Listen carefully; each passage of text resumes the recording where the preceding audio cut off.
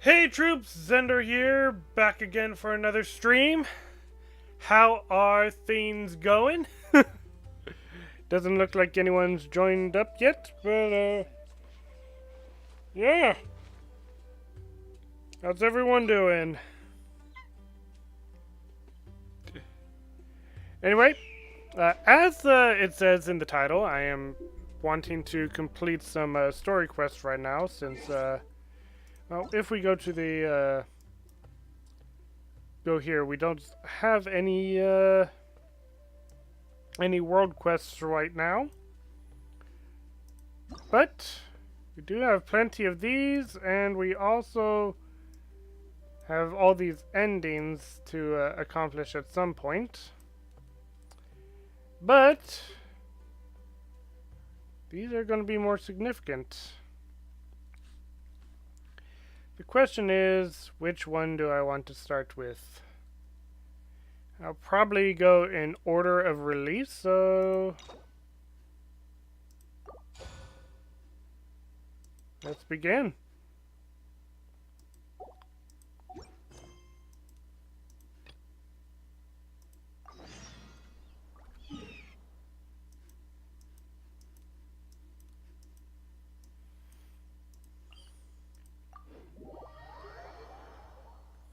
Wait, where did I put my water bottle? Oh, there it is. Oh, shoot. Just bumped it against the microphone.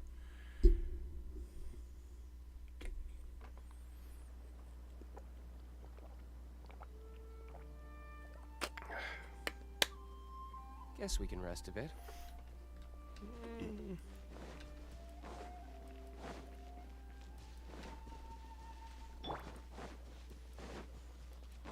Access What a denied. lucky day. How's this? Oh, burn! Ah! Hold the line. No touching. More.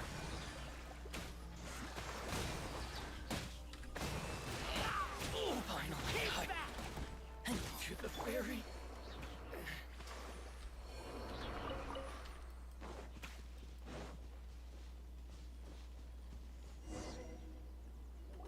It's been a while since we first set foot on Inazuma. So many things have happened since then. And there have been many memorable There have been many memorable events. Why am I tongue twisting? Yeah, we've definitely made some progress on our journey. So, where should we go today? Wait a moment. Huh? What's up? Someone's coming. Hey! What the heck was that for? Doesn't want to talk, huh? Alright, let's convince him to calm down a little.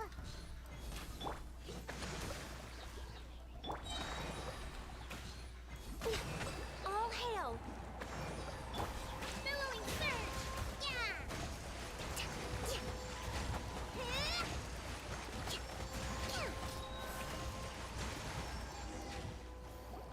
Huh? So you don't have a vision after all. Wait. But the Vision Hunt decree is over. Seems like I've mistaken you for someone else. At the very least, you should make sure you've got the right person before you go attacking them. No, wait. Even when you've got the right person, you shouldn't go attacking them out of the blue. It's dangerous. Have you ever met someone by the name of Kaedahara Kazuha? He carries a sword just like you. I've also heard that he possesses an animal vision. Why are you looking for him? That's none of your business. Never mind. You don't look like you know anything anyway. I'm wasting my time. What the heck is this guy's problem? Coming around here, waving that weird sword in our faces, and he didn't even apologize. Seems like a real nutcase. Well, one thing's for sure. No way are we telling him anything about Kazuha. Couldn't agree more. Right? Paimon has a feeling, though, that even if this guy gets to challenge Kazuha to a duel, he won't be able to beat him. What the? Okay, not sure I thought that glitch was gone. Anyway, just to be on the safe side, we should go fight Kazuha right away and tell him to watch his back. Actually, I have a hunch. Oh? What kind of hunch? I think this guy may have a special connection to Kazuha. A special connection? You mean beyond already knowing each other?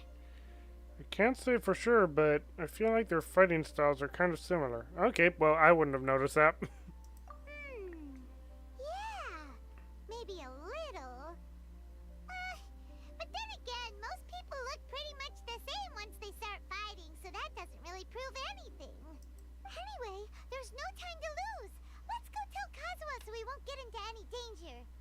Paimon heard that the Crux fleet is stocking up in Rito at the moment. Let's look for him there.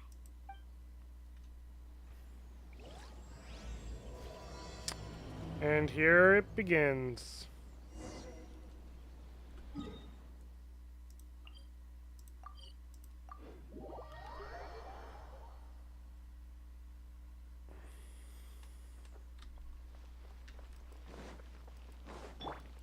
Hello?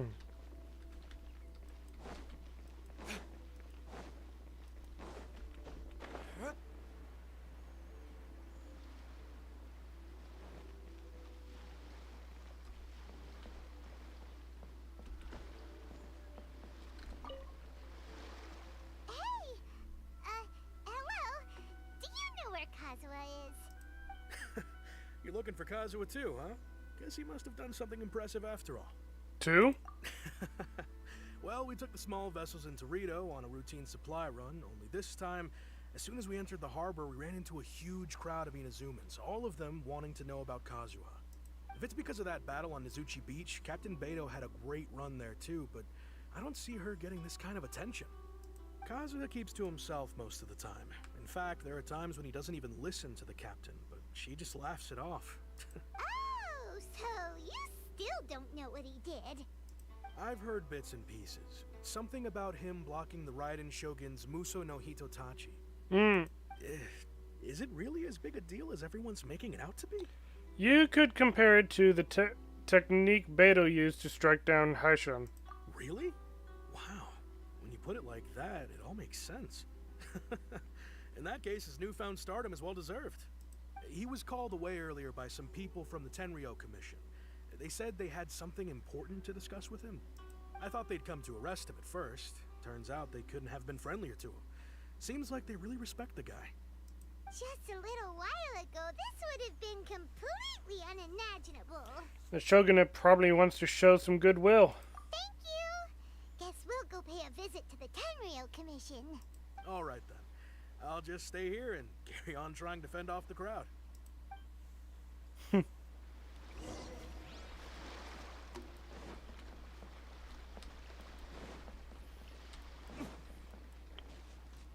Yeah, shortcuts for travelers.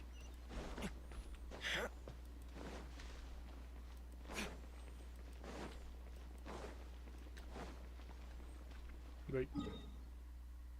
Oh, of course, all the way back at Inazuma City. That would take a while to run across.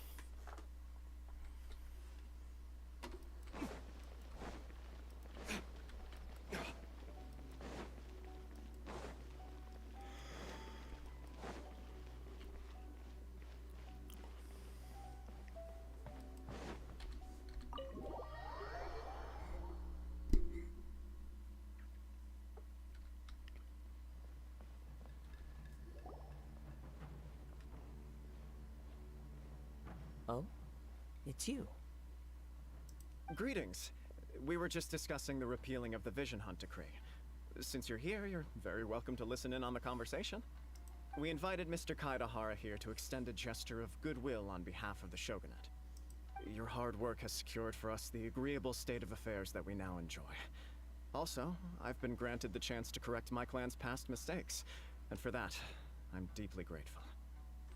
YouTube is saying that it's not receiving enough video.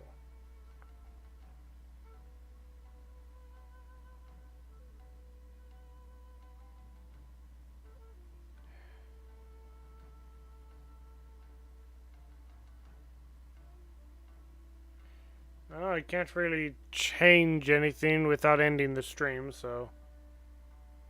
Oh, and now it's saying it's excellent connection. The Almighty Shogun has issued a large array of directives aimed at resolving, or at least easing, the tensions that have built up over the years. The Tri-Commission has made the recommendation to use this opportunity to restore the honor of the Kaidahara name. Regarding the history of the Kaidahara clan, I trust that you're already somewhat informed? I've heard a thing or two. In short, there was once a group of select bladesmiths who served the Shogun directly, responsible for upholding and further developing the traditional blade forging arts of the Almighty Shogun. The Kaidahara clan belonged to this class. But there came a time when some of these bladesmiths revolted and fled to Snezhnaya. Both the Kaidahara and Kamisato clans were held accountable for lax oversight and entered a period of great turmoil. We later learned that the whole misadventure had been secretly orchestrated by the Fatui. Attributing all of the blame to the Kamisato and Kaidahara clans was neither proper nor just.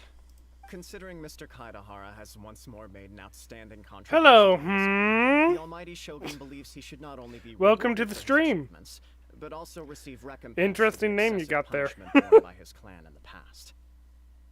In the interest of preventing further harassment of the bladesmith clans by the Fatui, we chose not to publicly release the findings of our investigations into these matters.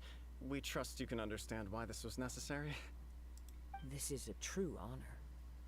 I am delighted to be in a position to receive the goodwill of the Almighty Shogun and the Shogunate at large. No problem.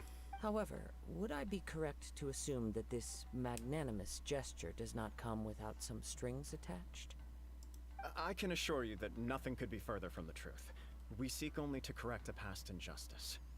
With the Kaidahara clan's reputation and occupation restored, the Kaidaharas will be bladesmiths once more, and your wanderings will finally come to an end. You will be able to lead a safe and prosperous life in Inazuma City, with the Almighty Shogun's blessing and full support of the Shogunate. But what if he doesn't want to become a blacksmith? I have grown accustomed bladesmith. to life among the elements. I fear I would no longer feel at home behind the tall walls of a stately abode. Yet my ancestors did indeed take great pride in the name of Kaidahara, and the art of blade making for which it stood. I do have a responsibility to restore their honor. I sense some hesitation in your words. Should you accept this offer, I imagine many of the malicious rumors currently circulating through the populace will disappear. What sort of malicious rumors? Malicious rumors? All we heard on the way here was so much praise that we almost wondered whether there was another Kaidahara Kazuha in town. Well, to some, the Muso no Hitotachi is something that can never be defeated. They cannot accept the idea that Mr. Kaidahara really parried the Shogun's strike. Also, eyewitnesses saw him using the power of Electro in addition to that of Animo. As a result, the falsehood that Kaidahara Kazuha was using a delusion began to spread. What? But that doesn't make sense. Using a delusion turns you old and frail, and Kazuha still looks fine. That is correct. However, to some people, the idea of a single person wielding two elements at once is a more inconceivable notion still. This is just one of many similar rumors. I am very uncomfortable with being the subject of public discussion, no matter whether it brings suspicion or stardom my way. But perhaps if the Shogunate is willing to publicly support me, this situation will blow over more quickly. This is precisely why I encourage you to give our offer some serious thought. It stands to benefit all of us. Please allow me some time to consider. In fact, let us put this discussion on hold for the moment. Well then, what brings the two of you here? Yikes! We nearly forgot about the most important thing! Yeah. Not sure if our incident is more important than that. Individual be looking for me. Could it be someone you trained with under the same master? No. This puzzles me as much as it does you. My fighting forms were taught to me by my family, based on techniques originally developed for blade testing. We undergo rigorous training to standardize every motion the blade is put through, so that each can be fairly assessed for quality.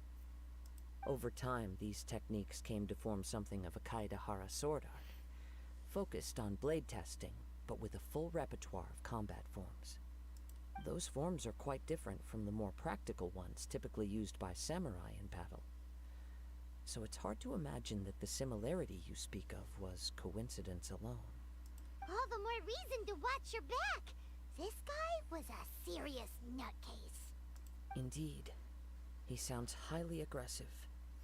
Anyone he targets is at risk of serious injury, or worse. In that case, I will send some men out immediately to search for him. Thank you. I must say I am now very curious about this matter, and I will also need some time to consider your offer. I will first join the Traveler in investigating the one who attacked him, then give you a conclusive answer upon my return. Very well. Please stay safe. Come on. Let's go and track down your aggressor.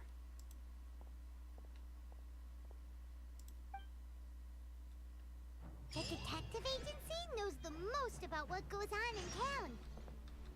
Let's see what we... Alright, heading up to the detective agency. Oop.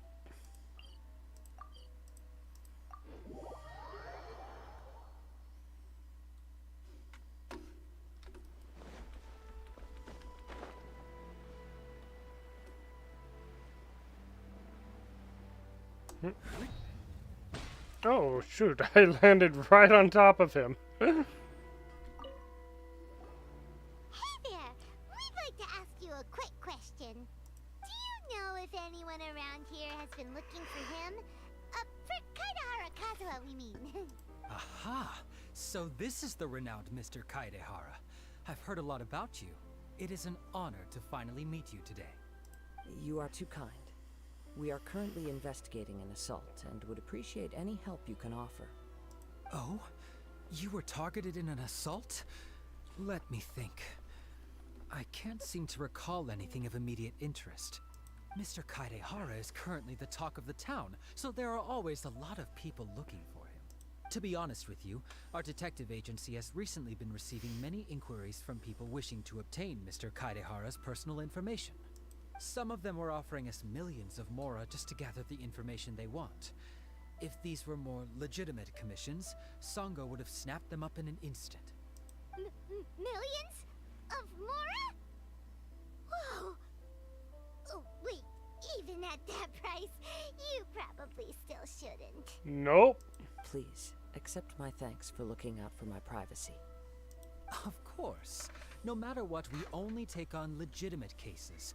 We don't make our money by revealing details of other people's day-to-day life just for the sake of it. Sorry, I got a little off topic. What I'm really trying to say is, it doesn't surprise me that a complete stranger is looking for Mr. Kaedehara. But I wouldn't know where to begin if we want to connect this with an assault. Then let's put that connection aside for now. Have there been any other attacks or similar incidents recently that stand out as particularly unusual? The Tenryou Commission had very few leads. I thought you might have some information from different sources. Oh wait, no, we were at the Tenryou Commission. At first I was thinking the police station. It's true that the commissioners aren't clued up about every little thing that goes on out in the streets. But typically, it's only the most trivial events that manage to escape their attention. If anyone had been out there attacking people, that would be assault, in which case the Tenryou Commission would absolutely get involved. That does make sense. Uh-oh. Looks like the trail's already run cold. I still find it difficult to believe that whoever attacked you hasn't been causing any trouble elsewhere. Few people possess your prowess in battle. So unless you were the first person he targeted, someone is certain to have been hurt by now. It was also not easy for me to... Oh, no, actually it was quite easy for me to fight him off. Is this your way of giving praise? I am well aware of your talents. There is no need to be humble around me. In fact, I'm quite relieved that you were the one he targeted. It would cause me great grief to see someone become critically injured or lose their life because of me. For the poor victim, this would be a completely senseless crime. Don't worry, we'll find him. It seems you are every bit the selfless hero they make you out to be, Mr. Kaidehara. Surely this same concern for your fellow man is what drove you to fearlessly raise your blade against the almighty Shogun. You flatter me. Truth be told, I don't know quite what came over me in that moment. You are much too humble. Don't worry, I completely understand your concerns. I will try my best to gather whatever leads I can for you. Oh, actually, there was one strange incident over the last few days. It doesn't involve an attack, though. Let me tell you about it just in case. Sure. During times like this, the more information we have, the better. All right then. Recently, 2 people went missing from the city at around the same time. One of them is a pretty well-known collector, surnamed Nagato. The other, Amenoma Yuya, is a samurai from the Amenoma clan. Amenoma. Now there's a familiar name. Right. Yuya is the nephew of Amenoma Togo, the owner of Amenoma Smithy. 2 grown men going missing at the same time. Their cases are likely connected, but I don't know much in the way of details. I recalled this because Amenoma Yuya is also an accomplished martial artist who is skilled with the blade. Perhaps he is the one you are looking for. Understood, though it seems highly unlikely to me. I neither know this man, nor do I have any idea why he may wish to attack me. Well, we'll investigate both incidents at the same time. Sure, can't hurt. We never know what we might find out along the way. Thank you, Ryuji. We'll start by making some inquiries at the Amenoma Smithy. Sounds good. All the best with your investigation. I'll get... Oops. I did not mean to click there.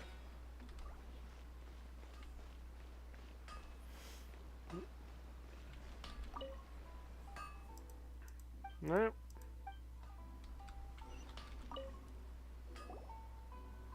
Ah, if it isn't Kaedehara Kazuha. What brings you here today? Huh? You two know each other? Yes, the Kaedehara and Amenoma clans were both members of the Raiden Gokaden. Historically, there have always been deep links between the 2 clans. After I returned to Inazuma, I visited Mr. Amenoma to pay my respects. Ah, I see. Yes, you may recall the story of the Raiden Gokaden from the Iridori Festival. Though all bladesmiths trace their craft back to the same source, over time, each of us has arrived at a different blade-making philosophy, spawning the development of different branches of the same art. As an example, the Amenoma art strives to emulate the abiding patience and determination of water as it turns stone to sand. There is nothing mystical to our work. There is only practice, day in and day out, until both body and mind have memorized the craft, turning each motion of every technique into an intrinsic part of the bladesmith's life. As for the art of the Kaedehara clan, I believe it's called the Ishin art. That's right. Ishin art strives for complete harmony between blade and mind from the moment that forging begins. For only a blade thus forged can capture and convey its maker's thoughts and feelings, and eventually become an extension of its wielder's will. Indeed. Most samurai choose their blades, but an Ishin blade chooses its owner. You are, without a doubt, the most worthy wielder of an Ishin blade. It gladdens my heart to see that although the Kaedehara clan has fallen on hard times, its ideals and virtues are alive and well. You overestimate me. My actions are guided by my own personal sentiments, not by any noble aspirations on behalf of my clan. But let's get back on topic. The purpose of our visit today is to gather some information on your missing nephew. We hope to assist with the investigation. It may turn out that this case is connected to another we are pursuing. Ah, yes. My nephew. I reported the case to the Tenryo Commission, but I haven't heard anything back so far. He didn't say a word before he left, which is very unlike him. I'm still completely at a loss on what to make of it, but I've done what I can so far. Worrying is futile. All I can do now is wait for the news from the Tenryo Commission. Yeah. We heard that there was a collector involved in the disappearance too. Know anything about that? Yes.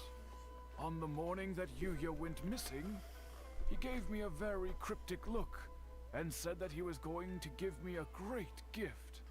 I believe he went to collect the item from Mr. Nagato after that. The next thing I heard was that a fire had broken out at the warehouse, and neither of them came back. A fire? Yes. Strange, isn't it? I wonder what could have caused it. Unfortunately, there was very little evidence left behind, so nobody knows what really happened. Do you have any thoughts on what Yuya may have wanted to give you? If I had to guess, it must have been some kind of rare weapon. Otherwise, there would have been no reason for him to get my hopes up. He's never been particularly interested in blade forging, but has always had a fondness for blade testing, and can sense even the most minute differences in blade quality. He is extraordinarily talented in martial arts, particularly when it comes to the art of the sword. Truth be told, we have some information that you may find to be objectionable. The person we are looking for, he attacked this friend of mine. Based on the evidence we have gathered so far, only Yuya seems to match the suspect's profile. What? No. Absolutely impossible. Yuya is not that kind of person. But that sword might be. He is humble and kind. Even his training is done with the goal of calming his mind. He has never gotten into a fight before. Is that so? Yes. If there's one thing I can say for certain, it's that Yuya would never draw his blade without a very good reason. But, with that said, it's equally out of character for him to just disappear, with neither farewell nor fair warning. I also cannot know what course of action he might be capable of if coerced, or otherwise compelled by circumstances unbeknownst to me. Anyway, should you find him, please let me know as soon as possible. Don't worry, you have our word. From the sound of that, Paimon doesn't think Yuya was the one who attacked us as well. We still need to get the info from the Nagato family. Yes. It sounds as if something happened when the two men met each other. Let's pay a visit to the Nagato household.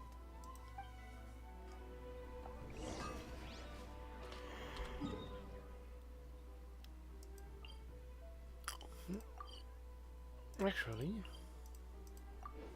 I'm gonna adjust the mic a little bit. There we go.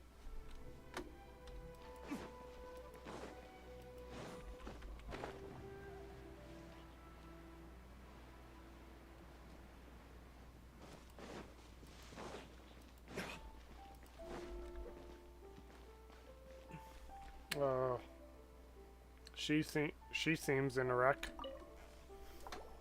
I'm very sorry, but we cannot afford to pay what we owe right now. What? My husband has gone missing, and I'm still trying to find him. No, you misunderstand us. We are here to help with the investigation. We'd like to ask you some questions about Mr. Nagato's disappearance, if we may. Ah, I see. I thought the debt collectors had come to visit again. I'm sorry you have to see me in this dreadful state. Has some new information come out? Do you know where he's gone? I'm afraid we don't have any new information at the moment. We're still trying to find out as much as we can to inform our search. With this in mind, can we perhaps ask some questions about your family's current situation? For example, Paimon's struggling to understand why a collector would be strapped for Mora. That's a long story. Ever since I've known him, he's been an avid collector of all sorts of things. He'd always get so animated when he was showing them to me. I knew nothing about the items myself, but seeing how enthusiastic and excited they made him, I was happy to believe that they were just extremely important to him. Everything was fine when we first got married, but as time went by, things changed for the worse. Uh-oh. What happened? Why do you say that with a smile, Paimon? He lost his sense of restraint. He started buying more and more things, and even resorted to borrowing money just so he could pay for them. Our expenses really spiraled out of control when he started getting interested in weapons. It was awful. There were days when he'd spend hours down at the warehouse, admiring his weapons even as debt collectors were descending upon our house. He wouldn't sell them, wouldn't even touch them. Just sat there staring at them like he was in a trance. I'm happy he has a hobby, and I'm willing to support him, but making ends meet has to come first. I've tried talking to him about it so many times, but he never listens. On the last day that I saw him, I gave him an ultimatum. I said, if he refused to sell his collectibles and pay off his debts, I would divorce him and take the children with me. Ooh, boy. Whoa. And that led to an argument. Actually, it didn't. Generally, he's a quiet man who likes to go with the flow. On most things, he leaves the decision-making to me. You must understand, I never would have dreamed of threatening him with divorce if the debts hadn't pushed our family to the brink. After I said those words, he froze and was silent for a long time. When he finally spoke, he awkwardly mumbled that he would pick out a few items to sell. His voice was so meek and pitiful that I felt an urge to take everything back. But then what? If I didn't draw the line, what would happen to our family? You did the right thing. Had I not indulged his bad habits, we wouldn't have found ourselves in such a predicament. And I also don't know if he had actually come to his senses, or if he was simply angry with me. The next thing I heard was that our warehouse had caught fire, and both he and the buyer had gone missing. I see. I understand. Ame no Mihoyo came to purchase a weapon from Mr. Nagato. During the sale, a fire broke out at the warehouse, and both men disappeared. Well, next we go to the warehouse. At first, I assumed they must have gotten into an argument over the price. But my husband has never been one to negotiate. He never even haggles when he's out buying groceries, so it's hard to imagine him getting into a fierce argument. Maybe he was feeling the pressure from the debts? I don't know. He just disappeared after the warehouse burned down. Perhaps he's too afraid to come home now that all his collectibles have been lost in the fire, and he's got no way to pay off our debts. Even though I'm still a little mad at him, we're a family, and I want us to face our family's crisis together. As long as he's willing to turn over a new leaf, I know we can work things out. Please don't get upset. There could be more to this situation than meets the eye. I hope so. If collecting things is a habit that Mr. Nagato had his whole life, it is quite unusual for this habit to change so drastically over a short period. It did look like that sword was potentially cursed, so... But the information we gathered from the other side suggests Ame no Mihoyo is also a mild-mannered man who would not be likely to start an argument. This situation is getting a little confusing. Third party. A little confusing? More like completely mystifying. Let's try a change of scenery and see if we can piece together what we've learned. Rest assured, we'll notify you if we find anything. Thank you so much. I just want him to come home.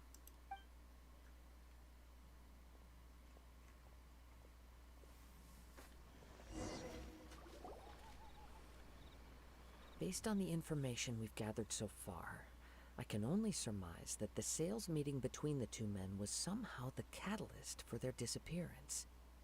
The fire at the warehouse likely played a part in how the situation unfolded, though its exact role is a mystery. Do you have any thoughts?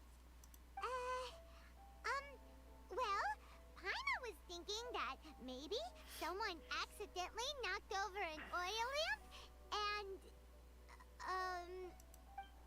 Nope, never mind. Paimon's brain needs to rest for a while. Over to you. Perhaps the fire was deliberately used to hide the truth. An interesting explanation. I was also considering this possibility. Amenoma Yuya is an expert on swords. He could have noticed some problematic details about Mr. Nagato's collectibles. Maybe he recognized a blade as a fake, or a well-known stolen item. Either way, after arguing about it, the two men agreed to hide the truth of this matter. That doesn't exactly line up either. They thought a fire would destroy everything. But then the Tenryo Commission began investigating and uncovered some incriminating details, so they fled to protect their secrets. But only one of them would have been incriminated. But it's a far-fetched theory. I can't imagine how they would have been able to reach an agreement. One fact that I keep coming back to is that Amenoma Yuya is polite and well-mannered, while Mr. Nagato is introverted and passive. Neither seems like the type of person who is inclined towards initiating conflict. Mr. Nagato, being heavily in debt, is also the only one of them with the potential motive to disappear after the fire. The more I ponder it, the more puzzling it becomes. Just what could have happened there? This also doesn't seem connected to the case of the attacker. Right. Although the time frame seems to broadly match, no other details that we've learned seem to link the two events together. Amenoma Yuya lacks a key distinguishing feature of the attacker, namely that he is principally a practitioner of the blade testing techniques of Amenoma art, not those of the combat-oriented Ishin art.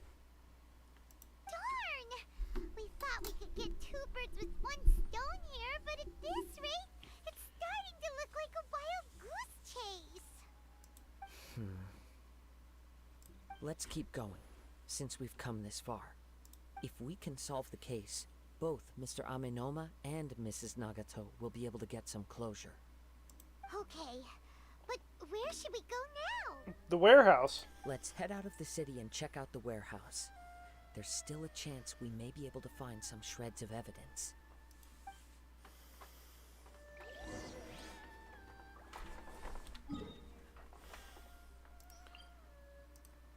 What?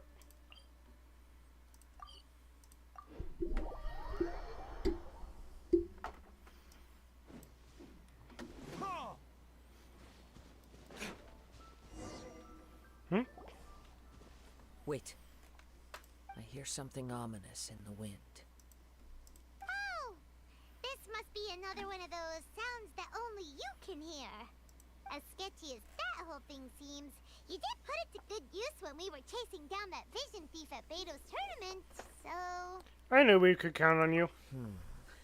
Now I'm picking up a strong scent in addition to the sound. It's right around here somewhere. But there's nothing here. It's gone now, but I can still sense the direction it left in. It felt very much like that ancient presence in Inazuma. The remnants of the Tatarigami. That's one thing I didn't expect to encounter here. Indeed. But this unexpected spring of inauspicious energy may prove to be of benefit to our investigation. We should remain vigilant and approach slowly. Huh. So it's an underground warehouse. The force is definitely coming from down below. The source of the Tatarigami energy has long since left this place, but the residue it left behind still hasn't dissipated completely. Judging from the concentration, I would have to conclude that the Tatarigami source resided here for a very long time. Mrs. Nagato said her husband used to hang around the warehouse by himself a lot. It could well be that he was already under the influence of Tatarigami energy at that time.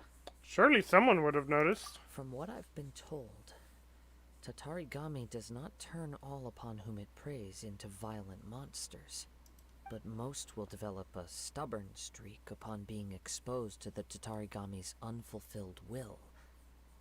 Their interests become fanatical obsessions. Mr. Nagato had an interest in collecting to begin with. The influence of Tatarigami could explain why he became an obsessive hoarder, amassing more and more possessions, even as he put himself in grave debt. So what should we do now? Go down and take a look? Step back. I'll open the door and take a look inside. That's dangerous. If we don't open this door, we can move no closer to the truth. You needn't worry. Both of us have faced far greater dangers than this. Relatively speaking, the risk here is trivial. That's true.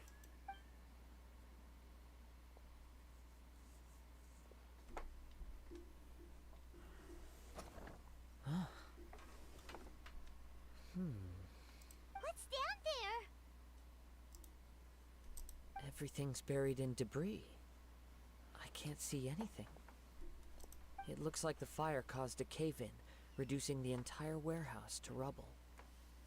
I'm not sure if that's a good or a bad thing. That was too scary! Paimon was so sure that the warehouse boogeyman was about to jump out at us. Warehouse Boogeyman? Paimon, you watch too many horror movies. All we can do now is keep searching in the direction that the Tatarigami energy source left this place. 2 ordinary humans, entangled with the Tatarigami. I fear much misfortune has already befallen them. Let's hurry. Yes, let's go. If nothing else, it's vital that we find out where this Tatarigami energy is coming from. Quiet your mind and focus on what you sense around you.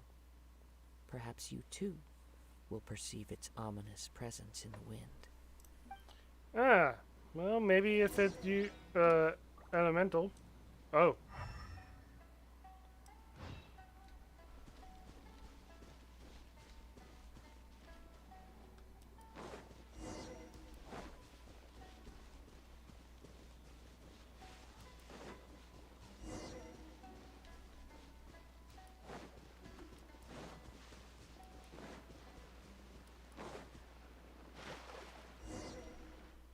From this point, the trail appears to split into 2. The main source of the Tatarigami energy continued on into the distance, but a small portion remained here, and seems to be dissipating slowly. 2 parts, so that would... So would that correspond to Mr. Nagato and Aminoma? I keep on wanting to say Animo. Aminoma Yuya? Quite possibly. Let's search the area.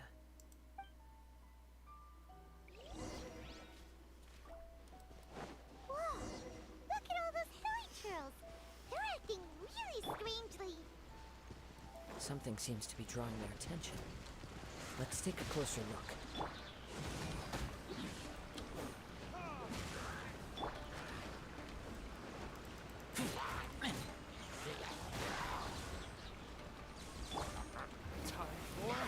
Retribution!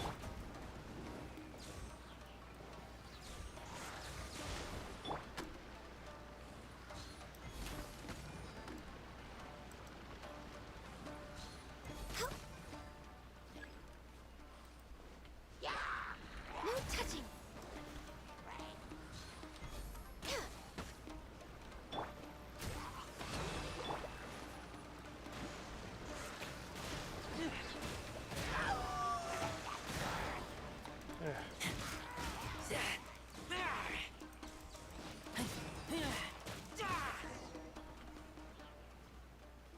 I might need to get some coffee soon. Ugh! Look at this red stuff. What is it? Organs? By the looks of it, a letter written on a piece of torn clothing. Ah. The ink is bone dry. It must have been written quite some time ago. Well, let's take a look. I am Nagato. I was wounded by Aminoma Yuya. He took my he took my most precious blade. I chased him but could not catch him. I lay down here to rest on account of my exhaustion. I thought I might croak right here. My stomach kept on bleeding. But it seems that some strange power has sustained me. Why did he steal that blade? I was going to sell it to him. He even burned my warehouse down. It hurts. It hurts! But for some reason I can't fall unconscious, so all I can do to distract from the pain is right. What will happen to Sachiko, Yuichi, and Yuji? I'm sorry to them. I really am. Only now do I realize how stuck in my ways I was, and how blind to my obsession. I must have been cursed. I collected all those strange and bizarre things, but they won me not one iota of happiness or warmth. Put all of it together, and it still wouldn't have been worth a single word from her mouth. Thank you, and sorry for letting you down, Sachiko. According to this letter, a conflict arose because Amenoma Yuya wanted to seize a blade belonging to Mr. Nagato. Yuya started the fire that destroyed the warehouse and wounded Mr. Nagato in the fight. Mr. Nagato kept chase as long as he could, eventually stopping here to write this letter when his strength gave out. So, where is he? He was not only mortally wounded, but also under the heavy influence of Tatarigami. Add to that the fact that its aura seems to have attracted a horde of monsters, and I'm afraid he may no longer be with us. Yeah. Whatever traces there may have been of his fate beyond after this point, they've since been disturbed by the hilly churls. There's nothing more for us to find here. Cannibalism. Ugh. Let's ask the Tenryou Commission to do a thorough search later. Yes. Right now, we need to uncover some more important truths.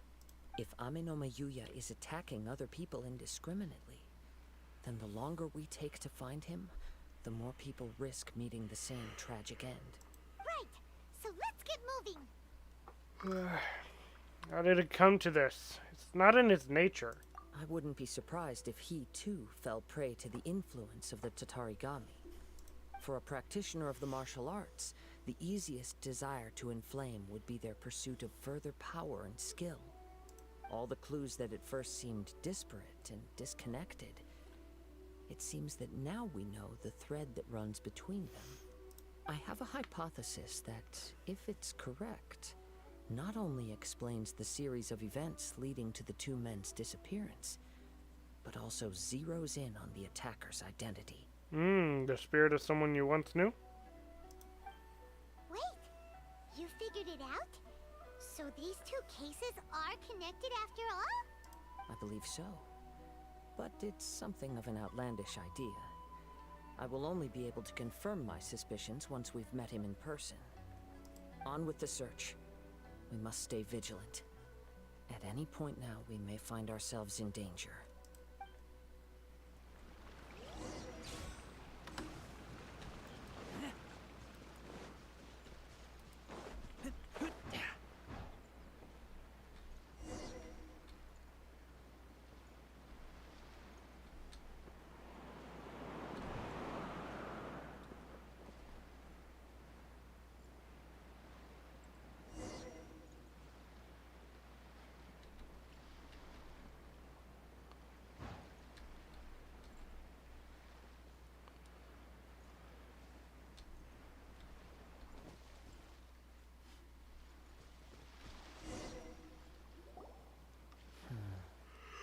He seems to have stayed here for a long time.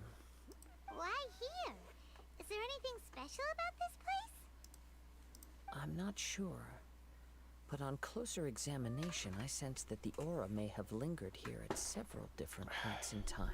Why do my legs feel so stiff right now? I'm stretching them, trying to get them unstiff.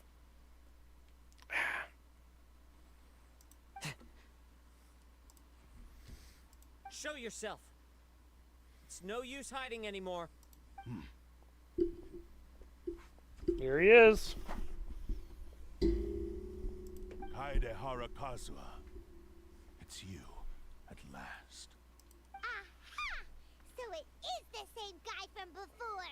What's your problem, huh? What could you possibly have against Kazuha? Indeed, there should be no enmity between us. If it is Ame no Miyuya that stands before us. But what if instead of facing Ame no Miyuya, we are in fact facing the blade in his hand? The blade? Now that you mention it, it is giving off a strange light. Whoa, whoa! Surely you don't mean...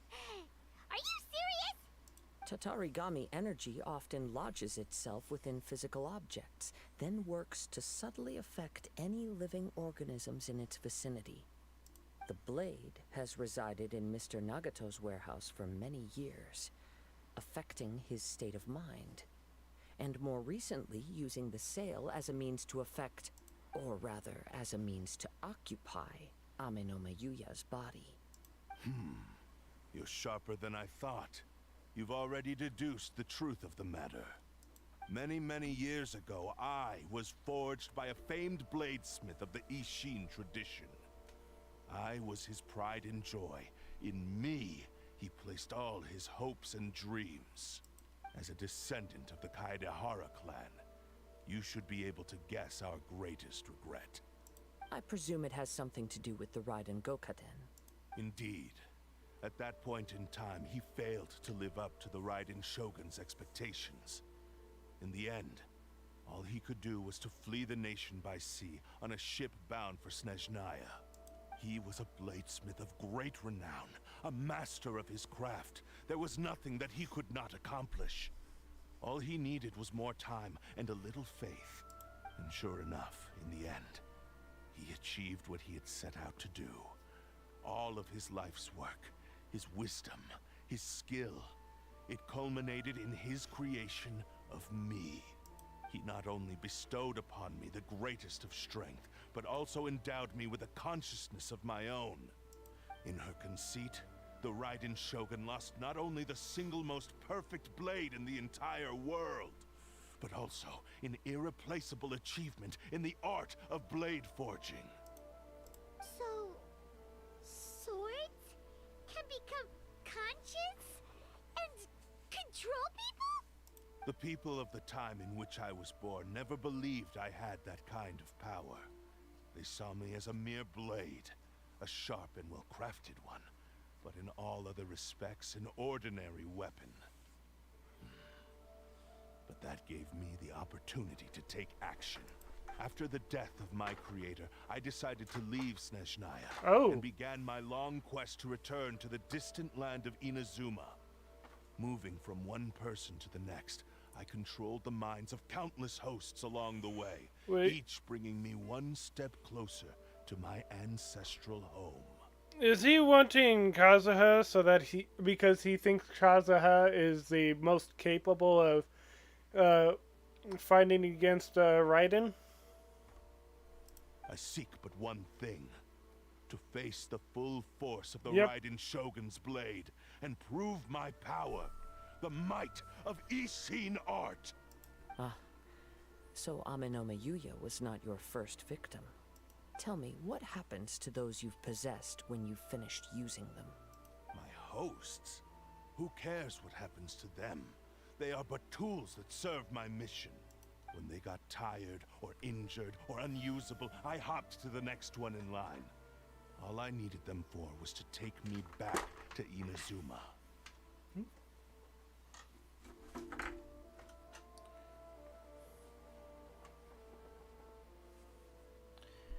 I'm sorry? You're awful. After I returned to Inazuma, I decided to bide my time in Nagato's warehouse until Ame no Miyuya handed himself over to me on a silver platter. At long last, I'm approaching my journey's destination. By Amenoma Yuya's body, I have found you. And by your hand, I shall defeat the Raiden Shogun. Kaedehara Kazuha, you stood against the Raiden Shogun's Muso no Hitotachi. There can be no other to serve as my host for what is to come. Now, give your body over to me!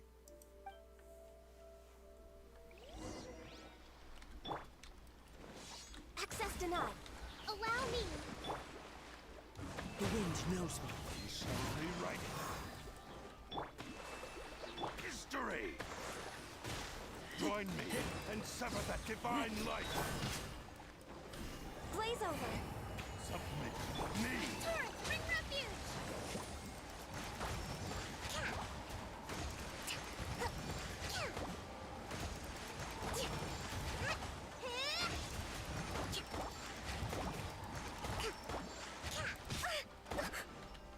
Rest and rebuild. No touching. One with nature. Join me and sever that divine... Do not stand in my way, or I will strike you down too! Your bluff's fooling no one. You've lost. Lost?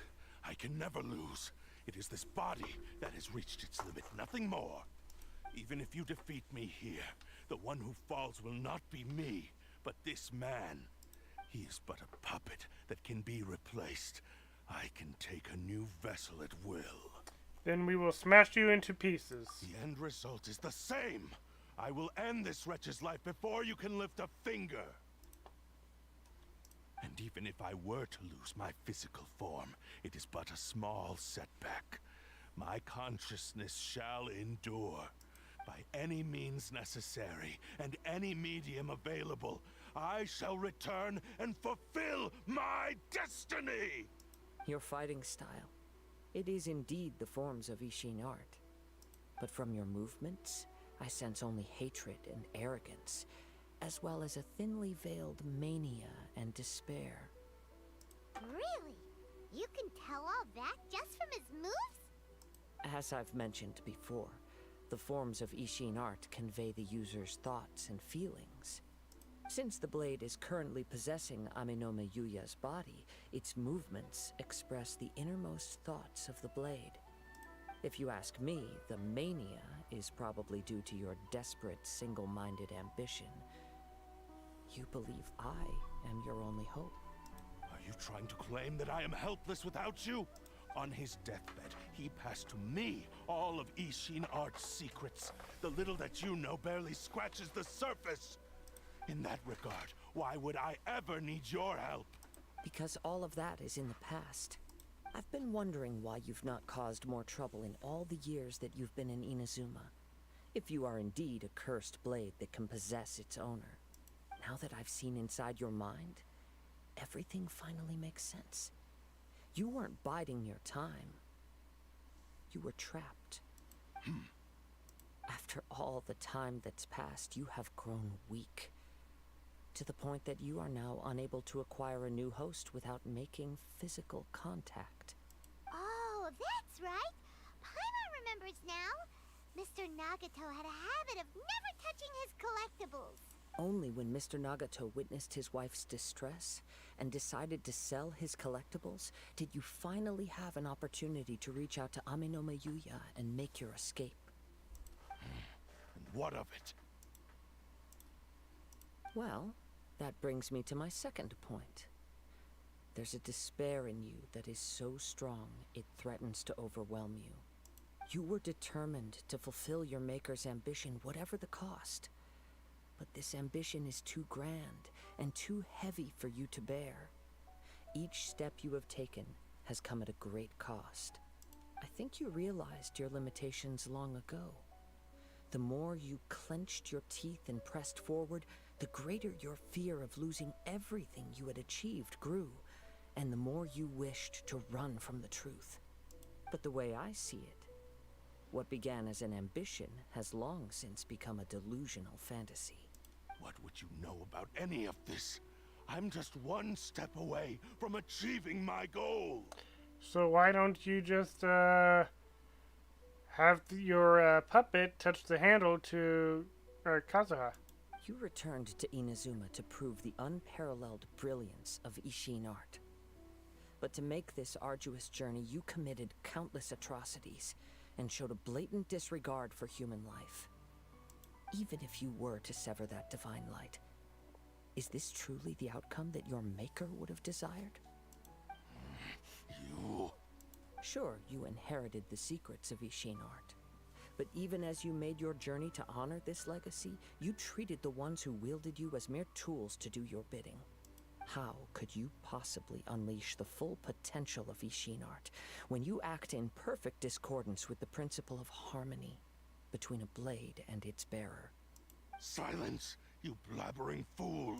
I must achieve my goal. This was his life's dream, and the very purpose for which I was brought into being. I will concede that you are most perceptive. You see my predicament clearly. But you also underestimate my resolve. And you should face reality. Easy for you to say. Facing reality offers me nothing. I have no need of anything that would stand in my way.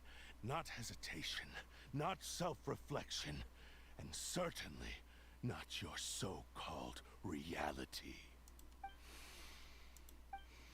It is pointless to argue further, descendant of the Kaedahara clan. If you wish to save this man, then offer me your body in exchange.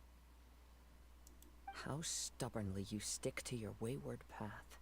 I do not believe for a second that you can challenge the almighty Shogun in your current state. So let us make a bet, and I will put your strength to the test. What? Surely you're not planning to agree to his demands. Very well. Then find yourself some enemies with whom you wish to cross blades. A taste of my power will more than convince you. Once we have dealt with them, we shall proceed to Tenshukaku. And as for your end of the bargain, if you lose, you must release Amenoma Yuya from your control. I accept. Don't do this, Kazuha! This is a risky strategy. This is the only way to save Amenoma Yuya.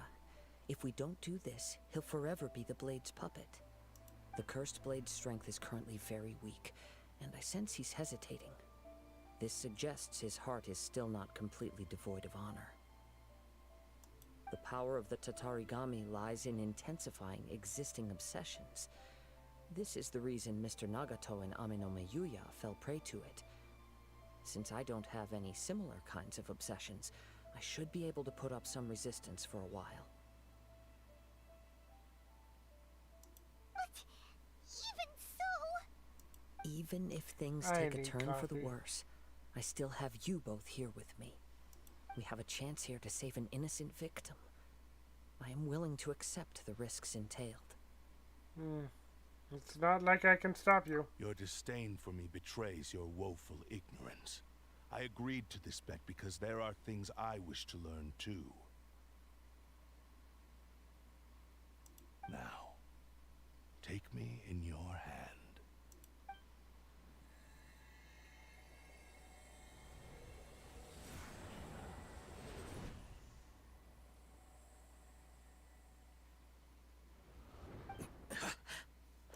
Kazuha? I'm okay. I felt a little dizzy at first, but only for a moment. It's all right.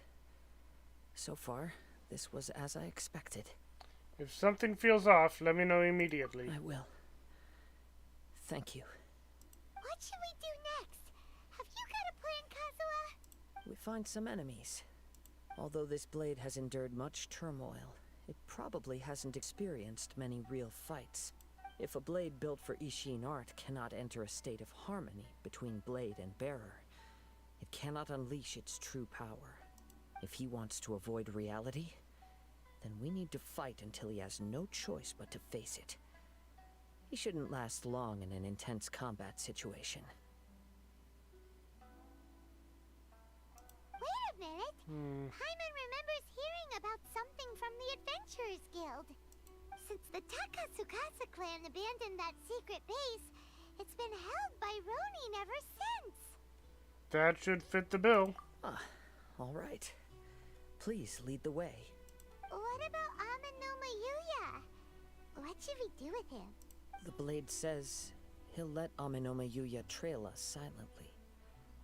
Although he hasn't regained his own consciousness yet, he is not in any immediate danger. Are we sure this is a good idea? It's a pretty treacherous journey. Okay, fine. Just be careful.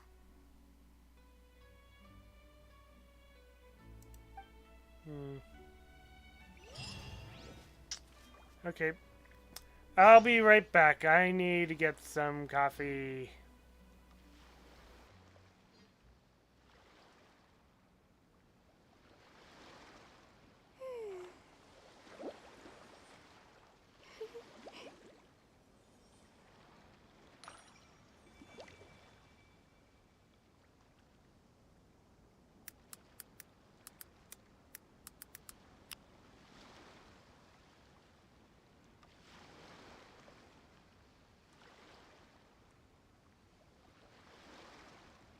Yae Publishing House has released numerous works that lay out military strategy in a simple and pragmatic way. Those are my favorite.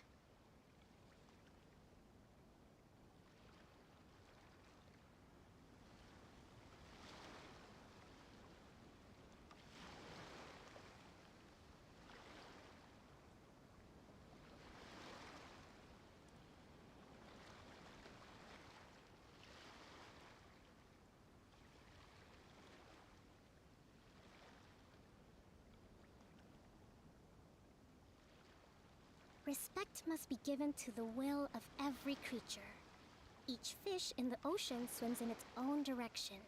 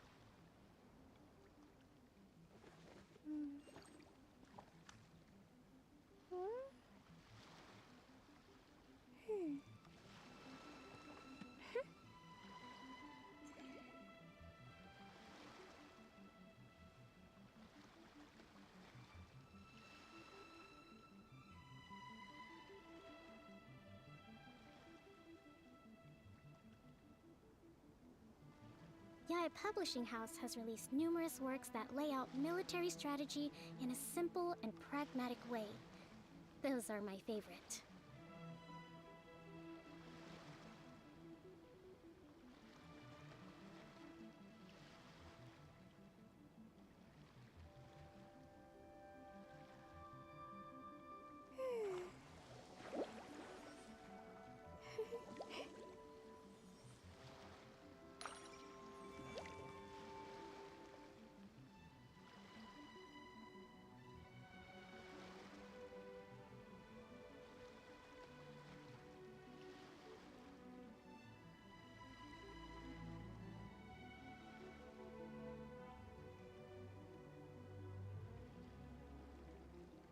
To survive hardship, you must prepare for hardship.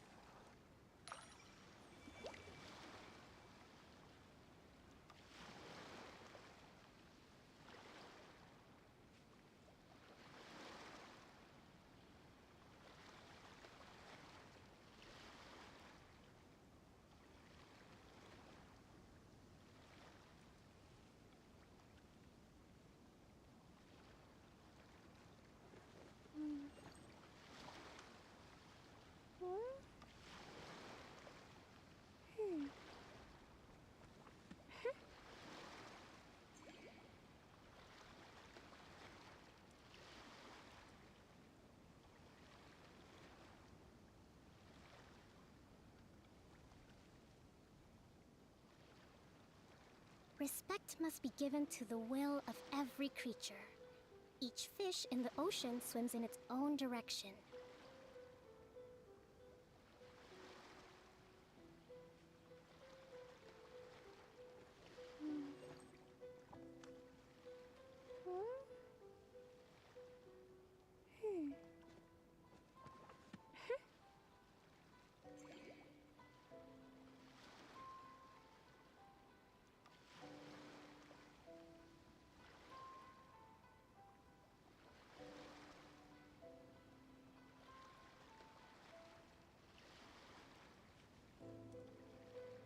Yae Publishing House has released numerous works that lay out military strategy in a simple and pragmatic way. Those are my favorite.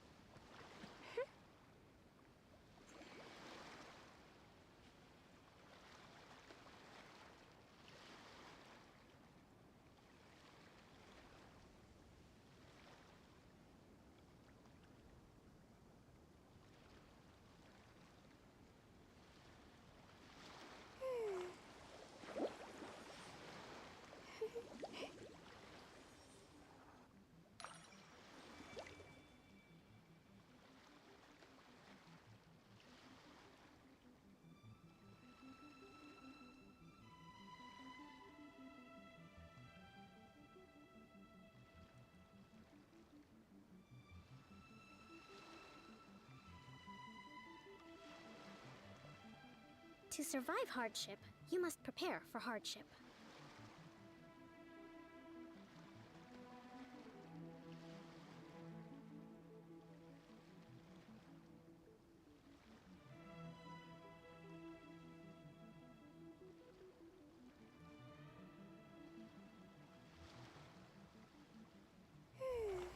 I should probably make some sort of like video, or not video, thumbnail thing to indicate when I'm on a break, or maybe even like what I'm doing on the break. coffee thumbnail.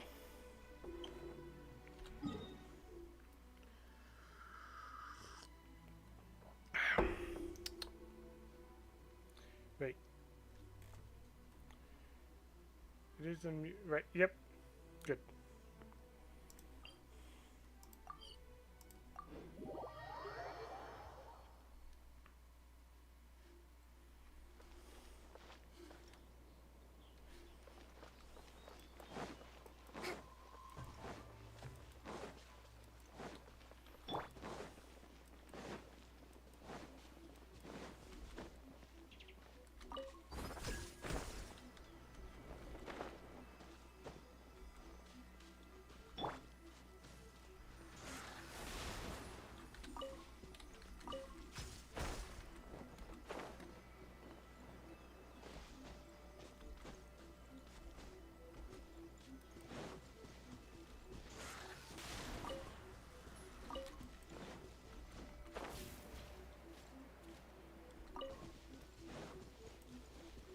Ah.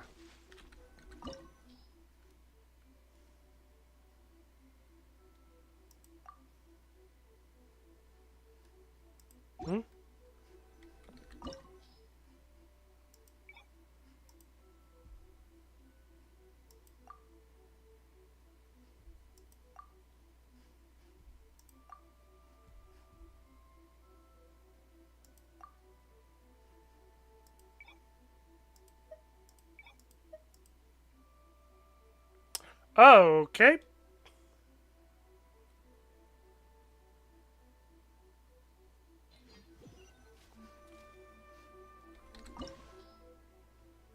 That would do it.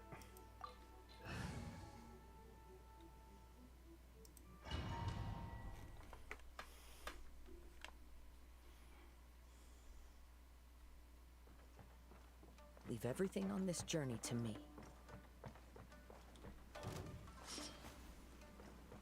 Going somewhere?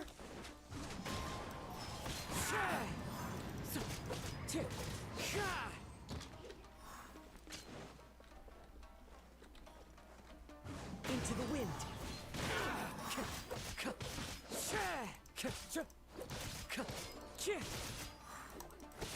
There's more! The wind knows me.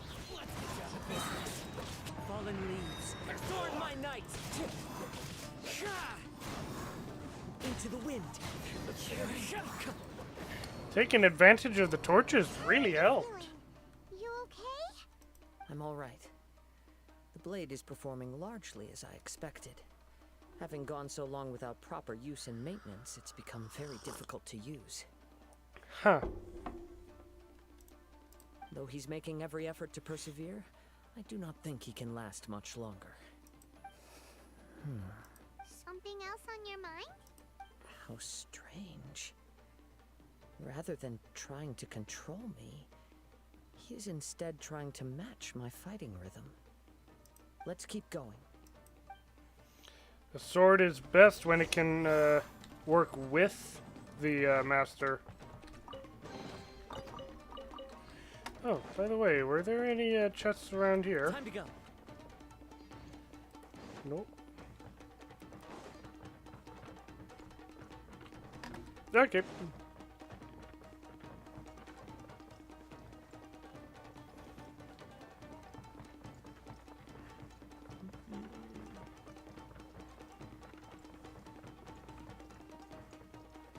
Let's get down to business. To defeat the Huns, yes?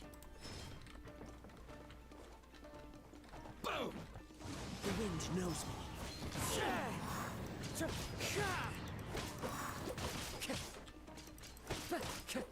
Say no more!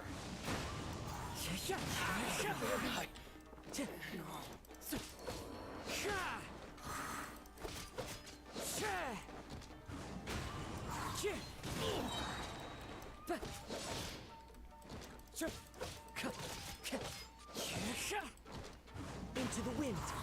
Let's get down to business. As one with wind and cloud. It's fine.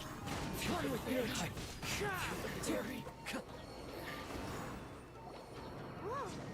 Something's up with the blade. It's grown dimmer. I can sense that his strength is slowly fading away. The blade is becoming more and more difficult for me to wield. He cannot hold out much longer. If he keeps persisting, he will likely break apart at any moment. But what would that do to Amano Miyuya? I will be careful with it. He also says he does not have any plans to give up easily. He's still trying to achieve his goal. Why is it that that part is surprising? Time to go.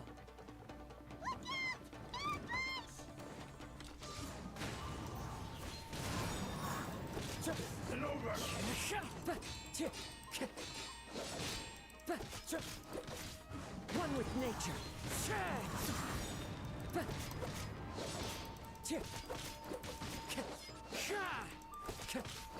The wind knows me. Clouds high. The birds call. Into the wind. Are you okay? It looked like you were really struggling the entire fight. What are you talking about? That was easy.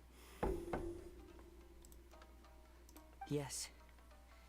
And it looks like he's reached his limit. The sheen's grown a bit dimmer again. It doesn't look anywhere near as impressive as it did at the start. Perhaps this time we'll finally have a chance to see his true form. True form? What are you talking about?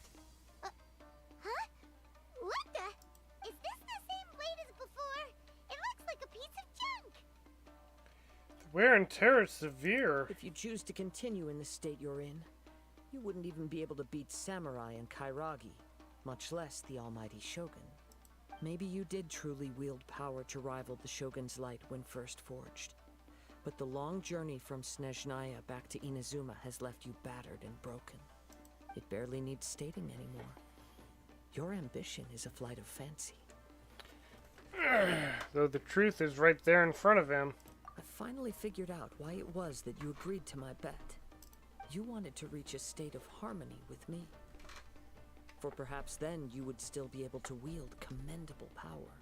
But regrettably, we are nothing alike. I will never understand your obstinacy and cruelty, nor can I empathize with the one who made you. The only one who truly understood you had already passed away by the time you were born. Huh? What's that supposed to mean? Here they are! Take them down! Where do they keep coming from? You shouldn't fight with this blade anymore. Yup. We can help this time. Don't worry. I'll use my own blade. It's just more of the same.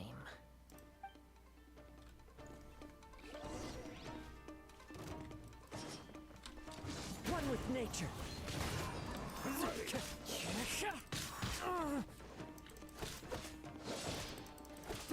The wind knows me.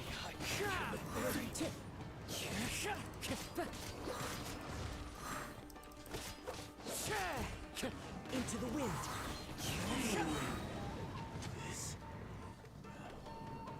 You fought way better with your own sword. You are a true Kaedehara in flesh and in spirit. Though we fought briefly together, you have seen me for who I really am. No one knew anything of my story throughout my travels, nor did I tell it to anyone. You are the first person to know the truth. I thought that if I could achieve Ishin harmony with you, perhaps there would still be a ray of hope for me. I forget, can katanas be repaired? Like I've heard of like medieval swords being able to like smith back together, but though I suppose that still would leave like a mark or something. I don't know. Then again, that sword is quite damaged, so I guess it depends on whether it's the blade that's a consciousness or the hilt. Though the blade would be the important part. But in this too, you have failed. Indeed. No matter how hard I tried, I could not attain that perfect harmony that your personal blade does with you. Too much time has passed. My physical state is poor, and without proper maintenance, I can only disguise my true appearance behind an outer sheen. Yours is the blade that took on the Muso no Hitotachi. And what a magnificent blade it is. Perhaps I shall never reach that level of glory. Actually, this is just a generic blade that I picked up during my travels in Liyue. What? Forging and maintenance are both important for a blade, but they are not everything. This blade has traveled the land with me for many years, and we have formed a close bond during that time. Plus, in the moment that I most needed it, I received aid from another power. Skill, blade, determination, and desire. All these must be aligned in the practice of Ishin art. There is something else I must tell you.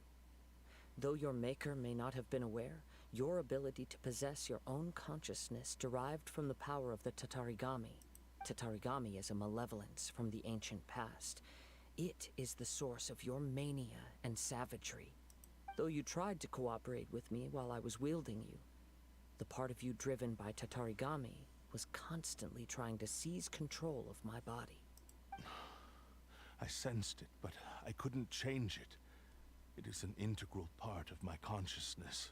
I resisted its temptations because I wanted to save Amenoma Yuya. But I do not know whether you yourself have any intention of trying to fight it. I feel a great sense of regret for you. Since you embarked on a journey bound for a destination you were destined never to reach. The moment you embarked on this journey, you lost the only person who could have ever unleashed your true potential. And yet there was no way for you to turn your back on his ambition. You have known this for a long time. It is the true source of your despair. He gave me everything. My life, my form, my consciousness, and purpose. How could I possibly deny him his wish? I said to him, "Do not worry. From here on, I shall forge your legacy." How could I go back on my word? Aww. I believe our bet is now settled. I have nothing further to say. Where are you going, Kazuha? He now has neither the ability nor the motivation to cause further harm. Let's give him some time to reflect on things. I mean, that's a cursed sword. Could he not do that without possessing the body? When I touched the hilt for the first time, it's as if I Ooh, was hey, treasure chest. transported to a strange dimension. It was somewhere I've never been. A bladesmith lay quietly on the bed, his frail face barely visible under the moonlight. His breaths were weak, and his life near its end. A newly forged blade lay by his side, listening attentively to his final words. Wow. That was the Blade's memory, wasn't it? Indeed. While in exile in Snezhnaya, the bladesmith eventually learned the truth behind everything that had happened. The Ishin art had been dealt a devastating blow by the desertion of its best smiths. He spent the rest of his life in the forge, not to vent his frustration and hatred, but to atone for his actions. He felt intense regret at being tricked by the Fatui, but he could never again return to his homeland. His sole wish was to one day return his single, proudest creation back to the land of his birth.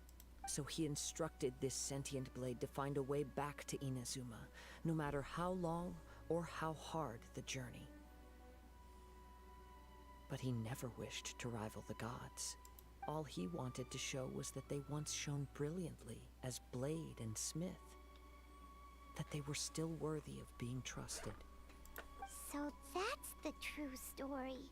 But after that, the blacksmith's intentions were worked by the Tatarigami, slowly turning his proud creation into the cursed blade of today. Right. I believe the bladesmith might never have known that the power he worked with was that of the Tatarigami. The hatred within that power is what sent the blade down its ill-fated path. This blade has committed unforgivable atrocities, but only because it lost its original master. No one was there to correct its errors when it was losing its way. Shame it's too late now. Yes, it is too late. Time would not wait or stop because of his determination. While the world moved on, his ambition remained stubbornly stuck at that fleeting moment at the dawn of his journey. He seems to have calmed down, though. Let's go and check in.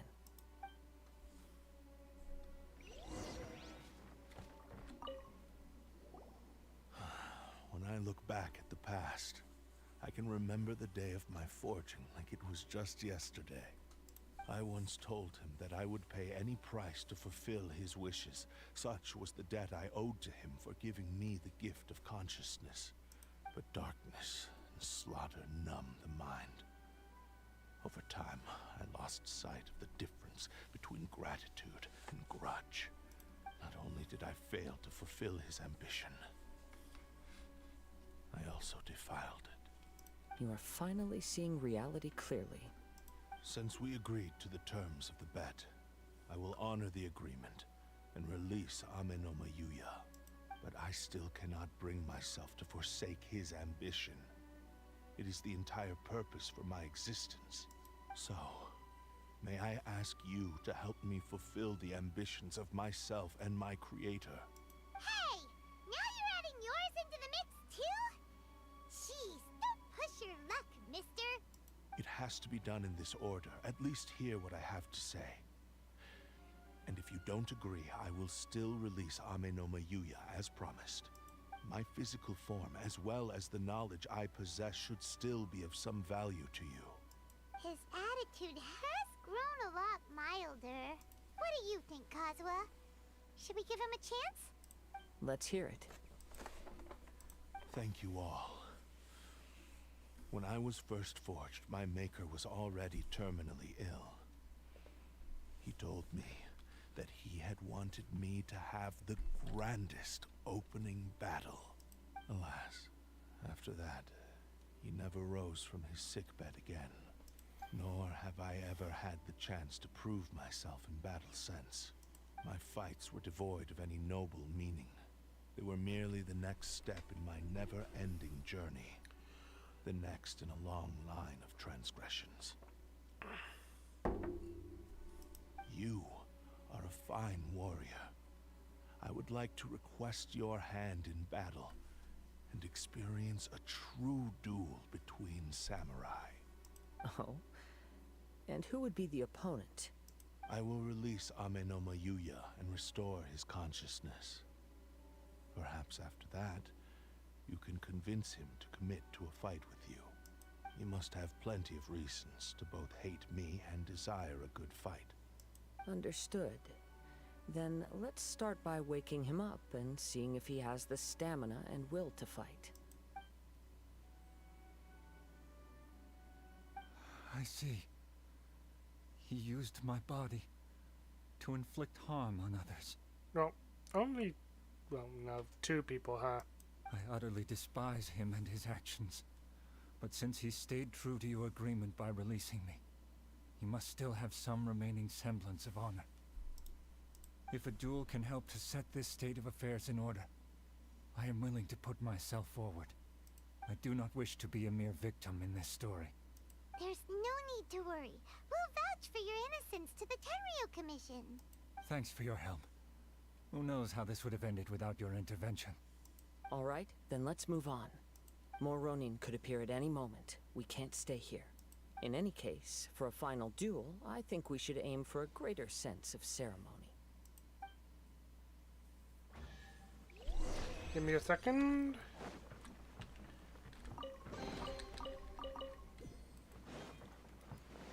Okay, now I'll collect you.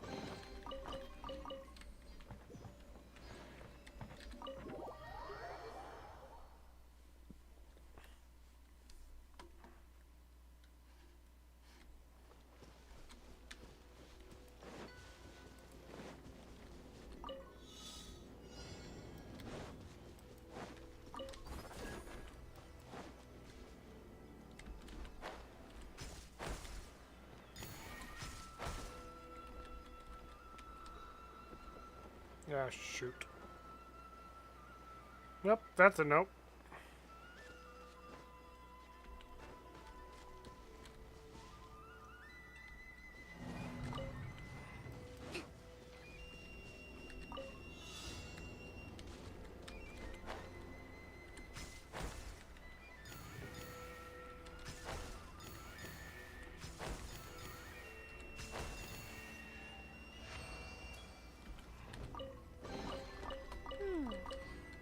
So this...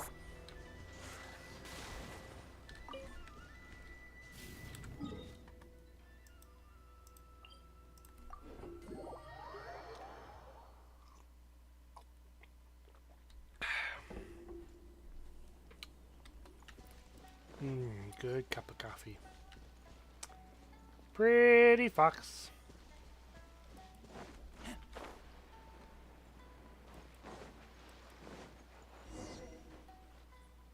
This reminds Paimon a bit of the Crux Clash.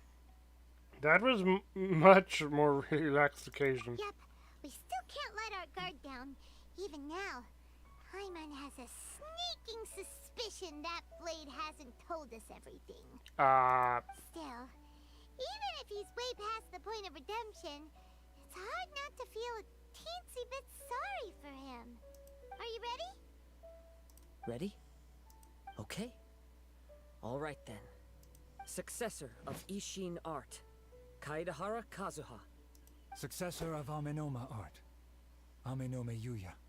Honored to cross blades with you. It is my honor also.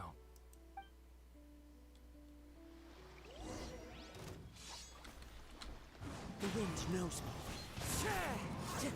That hurts!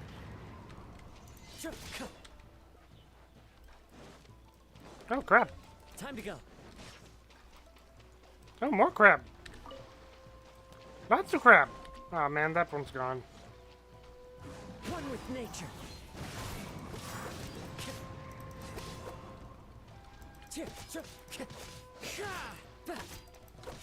Into the wind.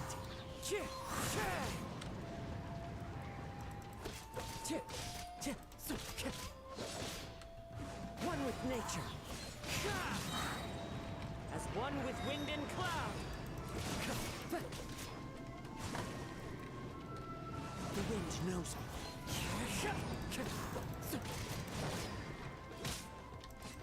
It's fine. One with nature. Thank you for the experience. Although he appears battered and broken, in your hands it seems he's regained a glimmer of brilliance. His sense of savage cruelty has completely faded away. But that same sense of determination remains strong.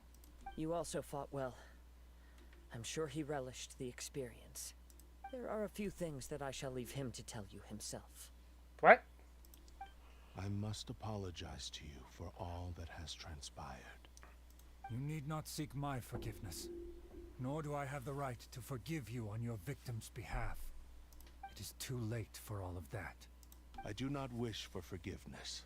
I only hope that you will see my transgressions as mine alone, and not let them stain the legacy of Ishin art.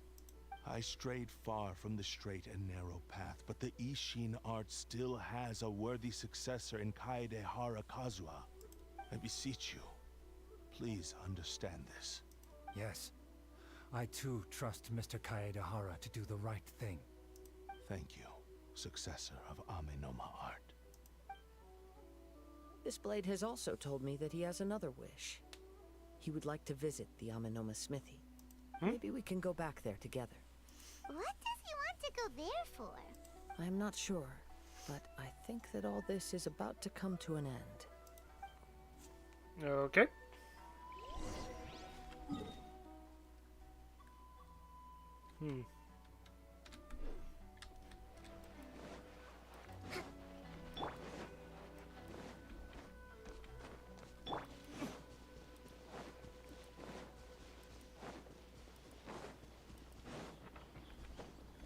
Why did you just hop into place there?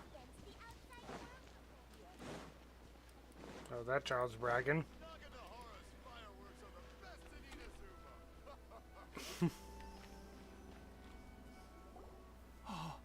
It's Yuya! You have returned! I am sorry to have troubled you. It's all thanks to them that I was able to return safely. A prized Ishin blade.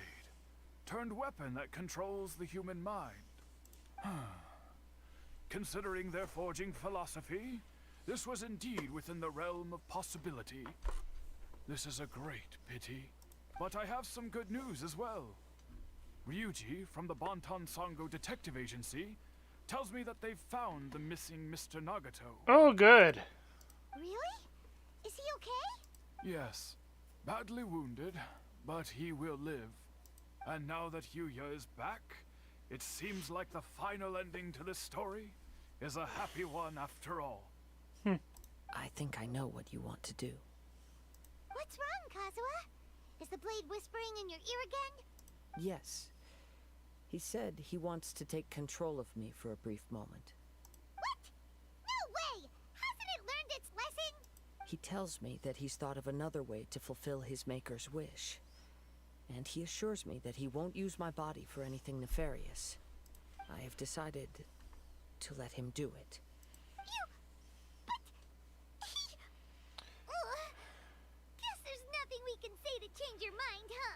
I trust your judgment. Thank you. I will explain my reasons later. Okay. I am ready. Let us begin. Please, stay true to your promise.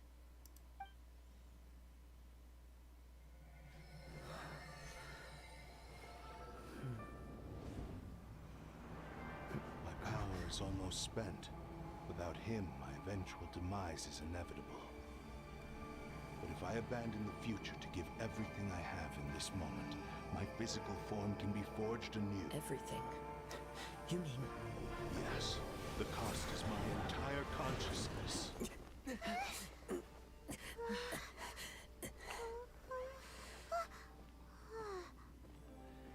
Oh!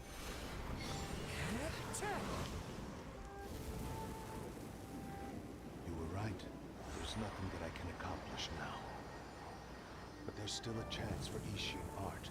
Once remade, I will be a valuable resource for your studies. Does Ishin art include the animo into their craft? Power is yet to come.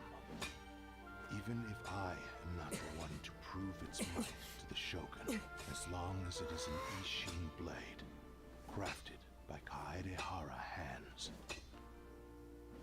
it will still fulfill his final wish.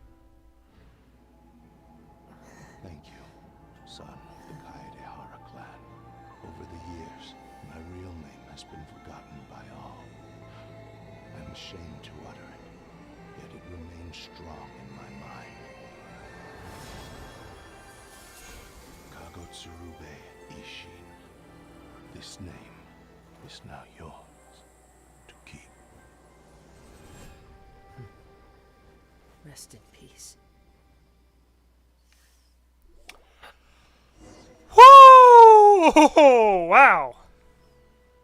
So, that's why he said it had to be done in that order.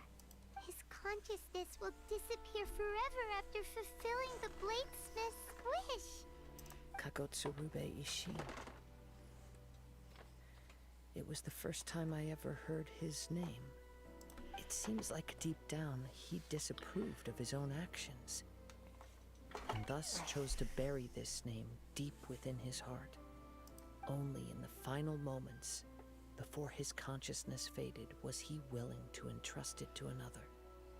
Seems like he really wanted to fulfill his maker's wish. The same fervent ambition that gave him the motivation to keep going forward also fueled the stubborn determination that blinded him to the path ahead. Speaking for myself, I'd rather see him recognize and atone for his mistakes than see him punished for them. The remnants of defeated gods are nothing to scoff at. I understand. Perhaps this is a flaw in my personality. I've always been captivated by grand aspirations. Hearing his wish to rival the divine light touched something inside of me. Just as the sight of those who fought to repeal the Vision Hunt decree did. Your quest to face the gods and trace your sibling inspires me in the same way. After everything I've seen, perhaps these pursuits fascinate me a little more than they should. Oh, Kazuha. I will continue to support you from this point on. Know that you will have my assistance whenever you need it. Thank you. Wait, shouldn't we also go update Kujo Kamaji? Oh, you're right. We need to tell him about the findings of our investigation. And it's also time to give him a response to the offer he made me.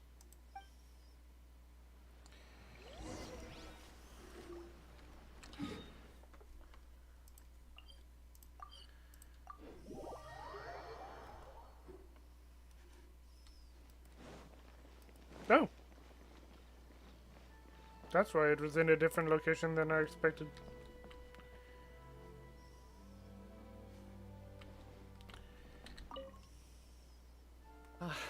You've returned. I hear that the issue has been resolved. Though this was a treacherous investigation indeed, we're most fortunate that no lives were lost. The Tenryou Commission has already attended to the danger at the warehouse. The investigation into Amano Mihoyo should conclude soon. I do not believe he will be charged with any crime. Wow, you sure kept your ear to the ground. Then we needn't recount all the details again. Now, as to your earlier offer, I wish to give you my answer. Please take a look at this blade. What's this? Kagotsurube Ishin, a weapon crafted using a long-lost blade forging art of the Kaidahara clan. By means of a series of fortuitous events, I was able to recover and restore him. I also promised him that I will continue to study and pass on the secrets of Ishin art. And so, it looks like I will likely continue with my journey across the nations, learning more about this blade as I go. I see. I understand. The Kaidahara clan has always been a family of bladesmiths, so it is only proper for me to continue on this path. Were I to accept your goodwill, I may find myself embroiled in conflicts between the shogunate and Sangonomiya. That would not suit me. You misunderstand. That was most certainly not our intent. I am aware, but I still desire to continue walking my own path. Very well, I can understand. Then let's pretend this offer was never raised. However, if you should ever change your mind or find yourself in need of the Shogunate's assistance, please do not hesitate to inform me. Great. Thank you for your generosity. Where will you travel to next, Kazuha? I'll probably take to the seas with Captain Beto again for now. As for my next destination, let's see where the wind takes me.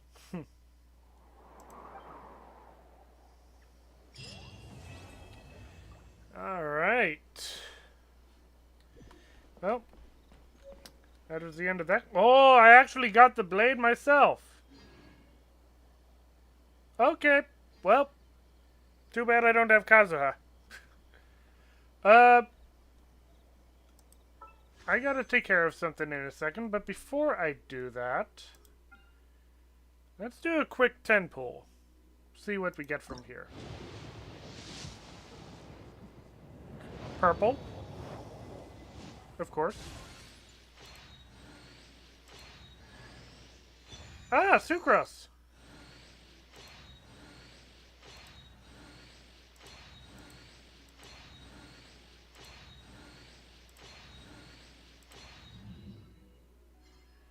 Okay.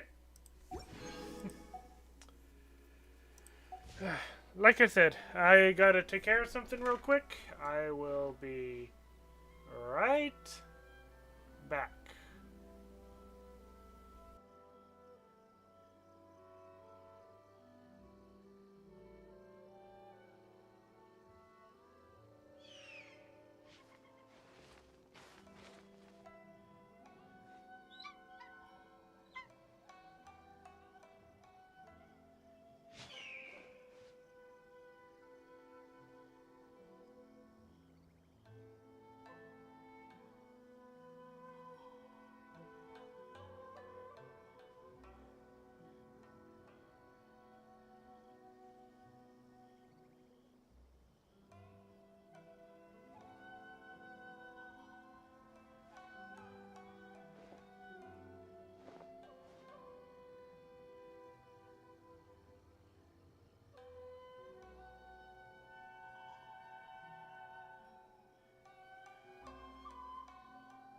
You should really bring the Knights of Favonius with you next time.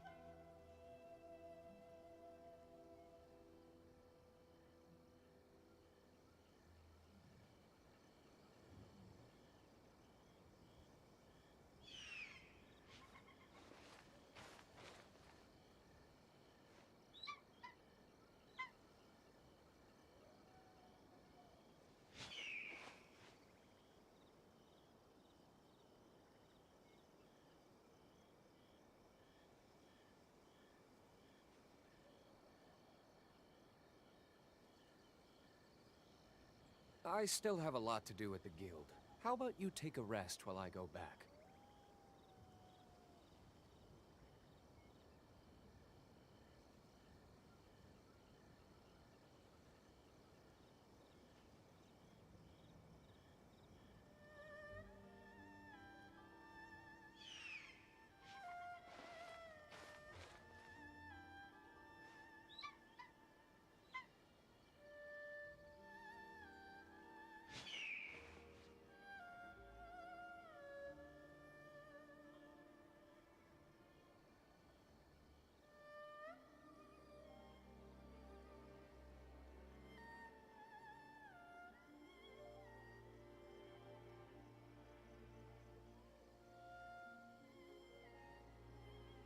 Guess we can rest a bit.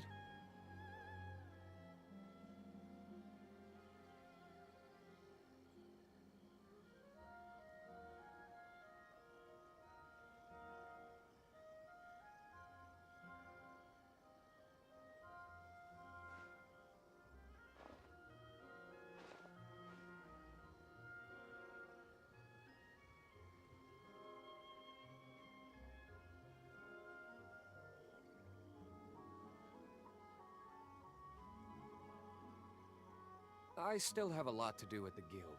How about you take a rest while I go back?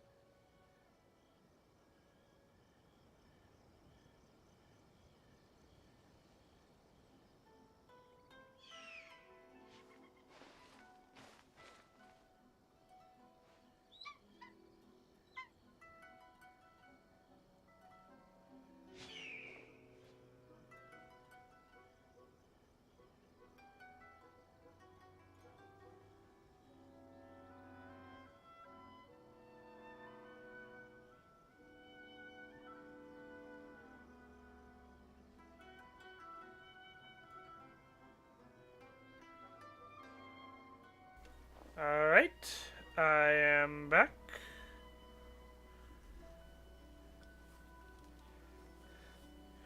I'm kind of curious, when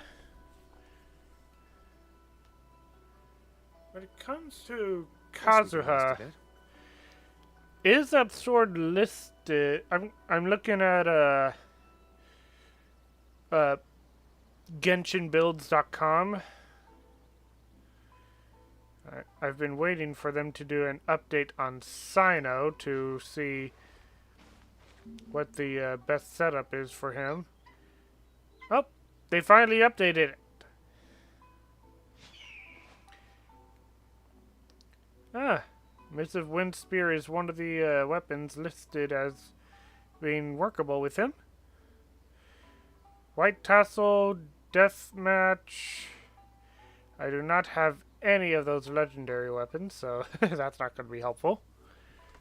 But for Kazuha, is that blade listed as one of the ones that he works with?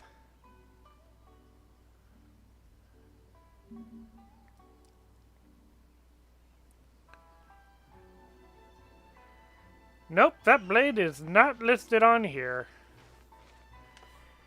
So the question then is, who exactly is this sword made for?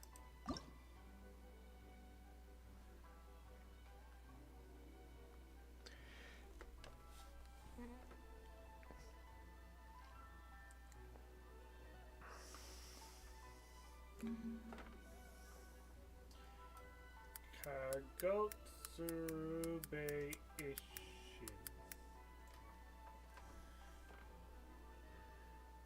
Good for.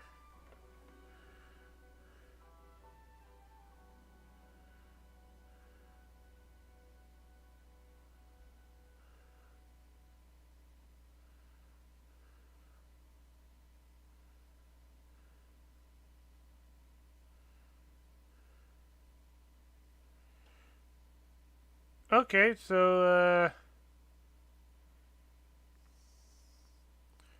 Kazuka is displayed. Hang on. Okay, this is a good generally a pretty decent weapon for any sword-wielding character. I'm currently looking on the click.gg. However, to maximize its potential, it is more suited for both main and sub-DPS characters. This is a good alternative if you don't have the signature weapons for Ayato and Ayaka, which are Haran Geppaku Futsu and Mist-Splitter or Reforged, respectively. This can also work for Jin and Chi-Chi as their healing capacity scales off their attack stat. While this is not the ideal option for Kazuha, those whose signature weapon is Freedom Sworn, You can still experiment with it if you play lore-wise, as the sword was crafted using Kaidahara clan's bladesmithing style. You'd think that they would make something like this a little more targeted, if it's like canonical. You'd think that they would make canonical stuff a little more targeted to try to keep them aimed at characters.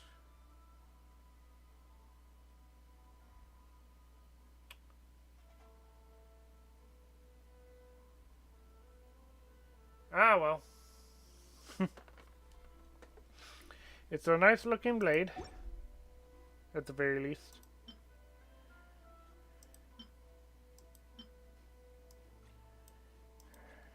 Got a lot of these things.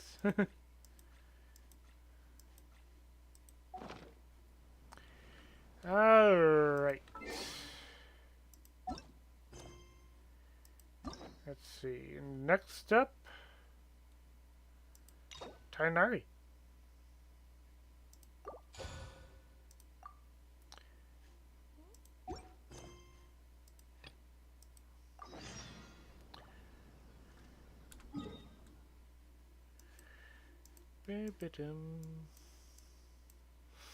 Oh. Starting in Sumeru City, I see.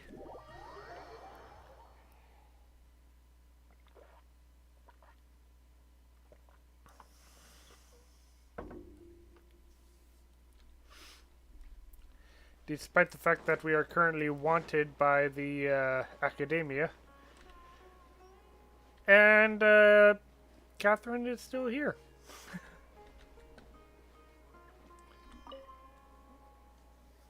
Traveler, you've come at a good time. Wait, this sounds like another commission. It is as you say. The commission this time around is of high importance. It pertains to the safety of the Avidia Forest's inhabitants. Huh? What happened? Not long ago, we received word that a section of the Avidia Forest seems to have become contaminated. Contaminated?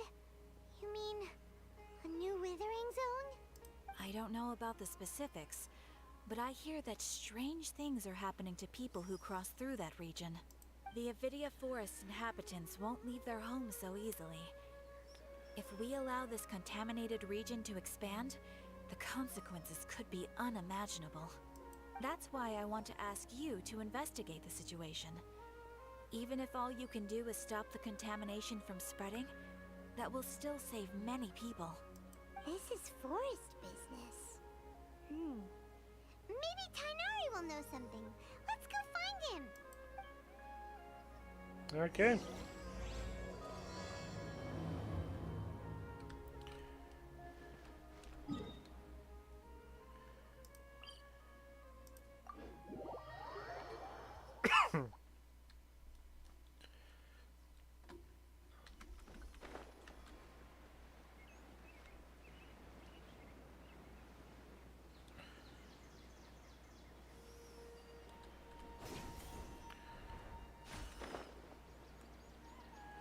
Tainari!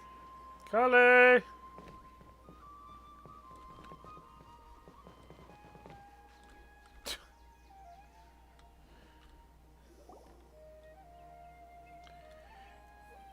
This is where you've been, Tainari? Oh. That's... Shh. Keep your voice down. Tainari, everything's spinning. Am I going to die? Tell Mom that I should have listened to her. And tell Suna that I'm sorry for breaking her toy. I didn't tell her because I was scared that she wouldn't play with me anymore. Tainari, I heard that people turn into birds after they die. Is that true? I feel like I'm getting lighter. What No.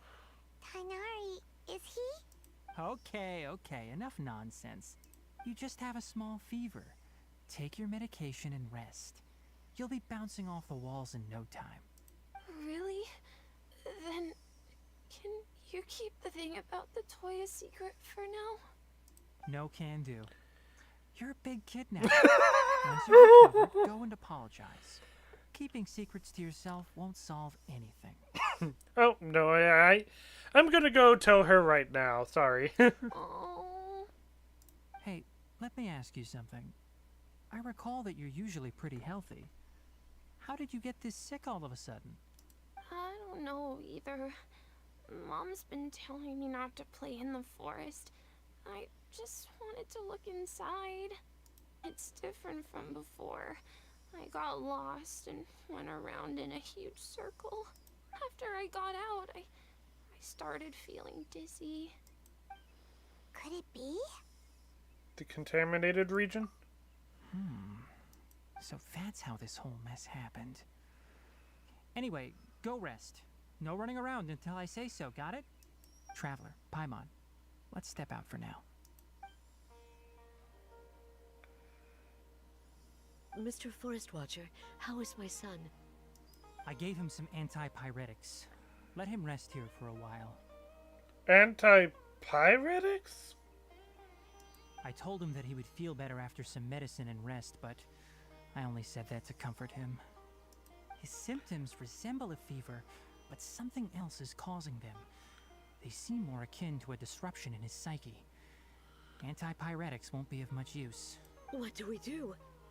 Mr. Forest Watcher, you have to help him. If memory serves, a plant called Vasanti grass can help soothe the mind. A small number grow in arid deserts. They usually look like shriveled weeds, but can be revitalized with a splash of water. They're expensive and unable to grow in the Avidya forest's climate, so I don't have any on hand. Not even samples? I'll ask the caravans. Go find Kale, have her prepare medicinal tools and a set of traveling gear for me. All right. Thank you. Contaminated region, huh? Is that why you two are also here? Yep. Is it a new withering zone? Doesn't seem like one. Whether you look at scale, internal conditions, or resultant effects, they're completely different. The only thing they have in common is that they aren't welcome. This nuisance made itself home in the Avidya forest, so I can't turn a blind eye. We feel the same way. All right. Let's contact the caravans first and purchase some Vasanti grass. We can also ask about the contaminated region. Or we can use those teleporters to teleport over to the desert. There's no time to waste. We have to move quickly. Let's go.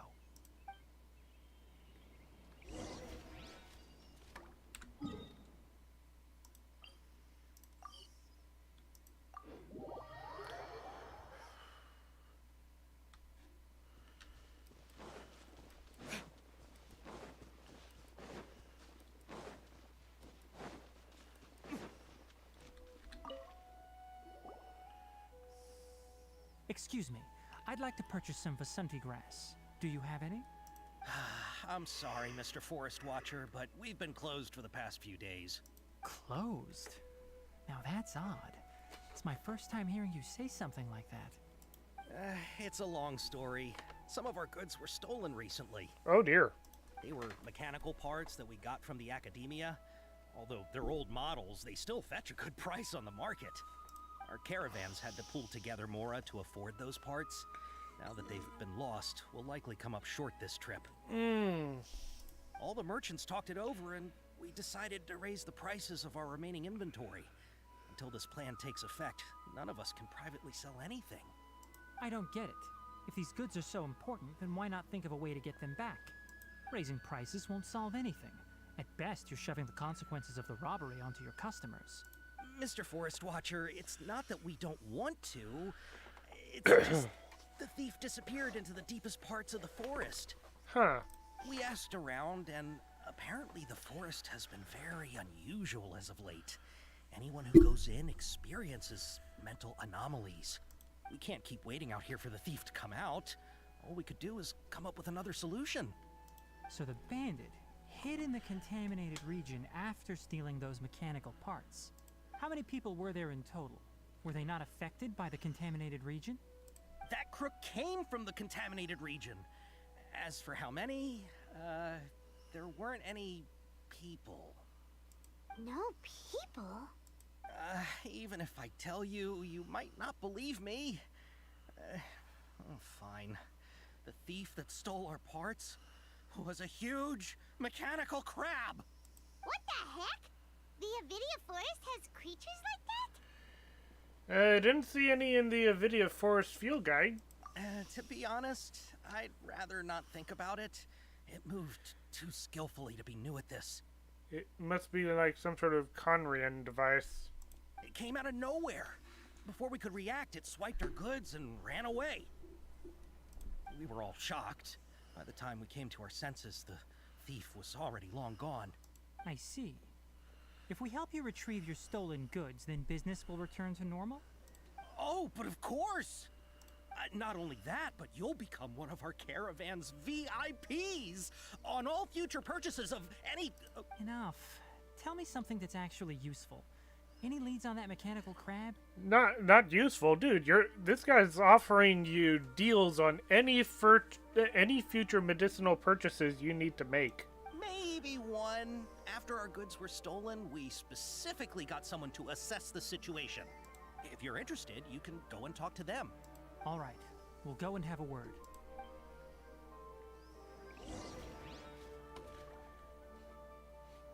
Oh, this guy right over here. After the goods were stolen, I made multiple inquiries with nearby caravans and residents. It turns out that many others have also been robbed by that crooked crab. However, the crab only seems to be interested in machinery. It doesn't even bat an eye at other valuables. A caravan carrying a large amount of mora had an uneventful trip, but another caravan had a child whose metal toy was taken. Whatever the case, that thing is a scourge. We'll eventually think of a way to get rid of it. Or we can do that for you.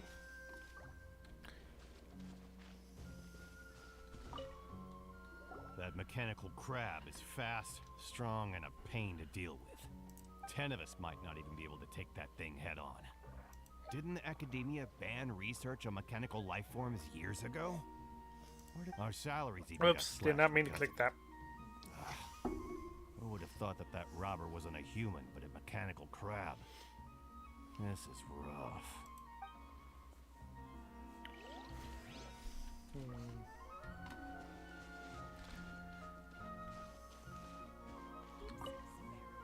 I heard from the caravanners that there have been a lot of robberies lately, but we haven't been affected.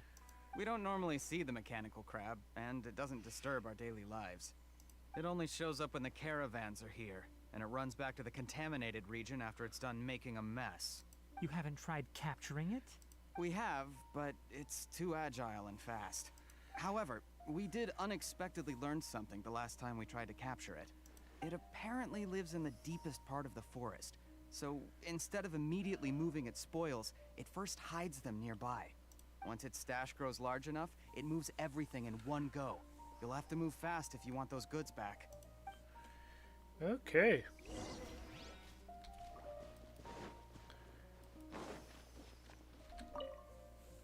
How are things? Did you make any progress? We learned of its behaviors, but much still remains unclear. Assuming normal operational status, mechanical constructs generally act according to their given commands. If I were its owner, I'd command it to steal more valuable things. Or the mora you made. That would be the most efficient method, but it only goes after mechanical components. This doesn't make any sense. Unless part of it is maintenance? Right. It's really weird. So, you all found a way to retrieve our goods? Do you have any more mechanical parts with you? Yes, I still have a small bag of samples. They weren't taken since I keep them on me at all times. Oh, are you planning to... Under constant external conditions, organisms rarely initiate changes in their habits. Here's what we know so far. It has a mechanical composition, it lives in the contaminated region, and it comes out to steal mechanical components. If we have said components, we can lure it out, capture it, and then make observations for further conclusions. Well, chatting like this won't get us anywhere. We're only wasting time. You're right. We don't have any other options right now. This bag of samples is all yours Mr. Forest Watcher, if you can get our goods back, the caravans will reward you generously. We don't need anything in return, but I'll be keeping this bag. I may have other uses for it later. We'll also need to borrow a sumpter beast. Our act has to be convincing if we want the crab to fall for it. Oh yeah, no problem at all. If it means getting our things back, you can even borrow me to do whatever you need. I'll have to decline that offer. Anyway, we'll use the mechanical components and sumpter beast to pose as a transiting caravan and lure out the crab. Once it appears, capture it. I leave the timing to you. Don't worry, we're professionals. Why do they move the body when the traveler's nodding? Like, it should just be his head, but his entire body just dipped.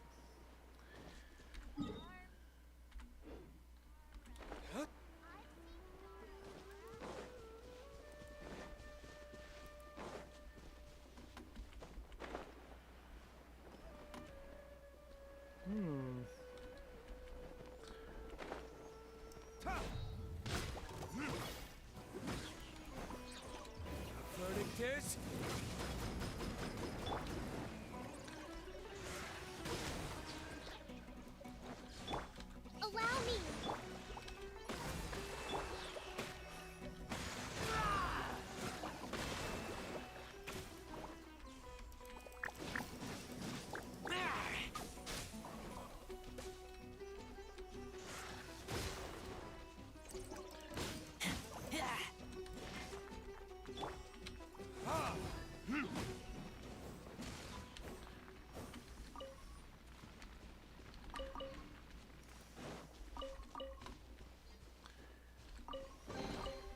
We'll need more where that came from.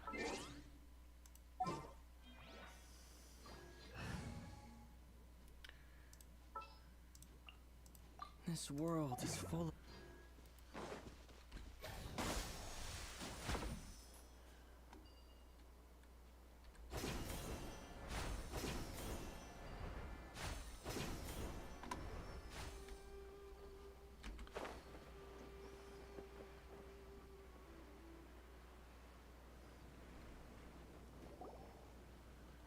Looking at the trade routes and the contaminated region's current perimeter, the goods were likely stolen somewhere around here.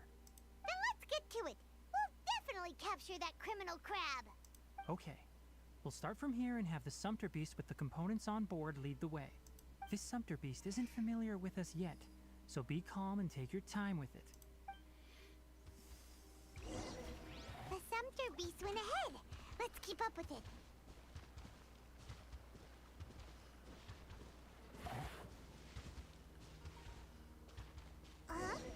Why did it stop? Looks like it's loafing around. Or maybe it's hungry.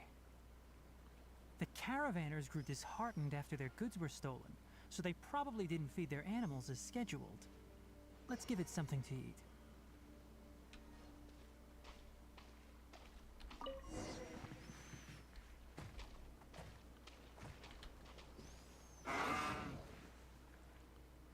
All right, it's moving again.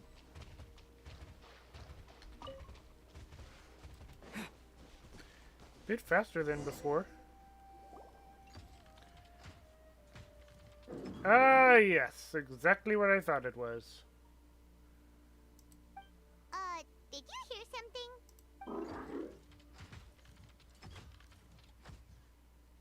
Ah! Is that the mechanical crab the caravan was talking about? It's charging straight at us! It looks strong. Be careful. Strawn? This thing? Born of ice and frost.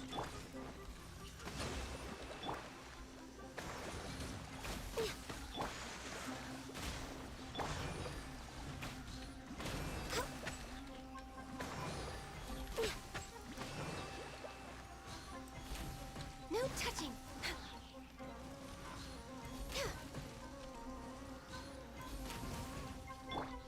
Hold the line. Born of ice and frost. This is long overdue. Covenant of the deep.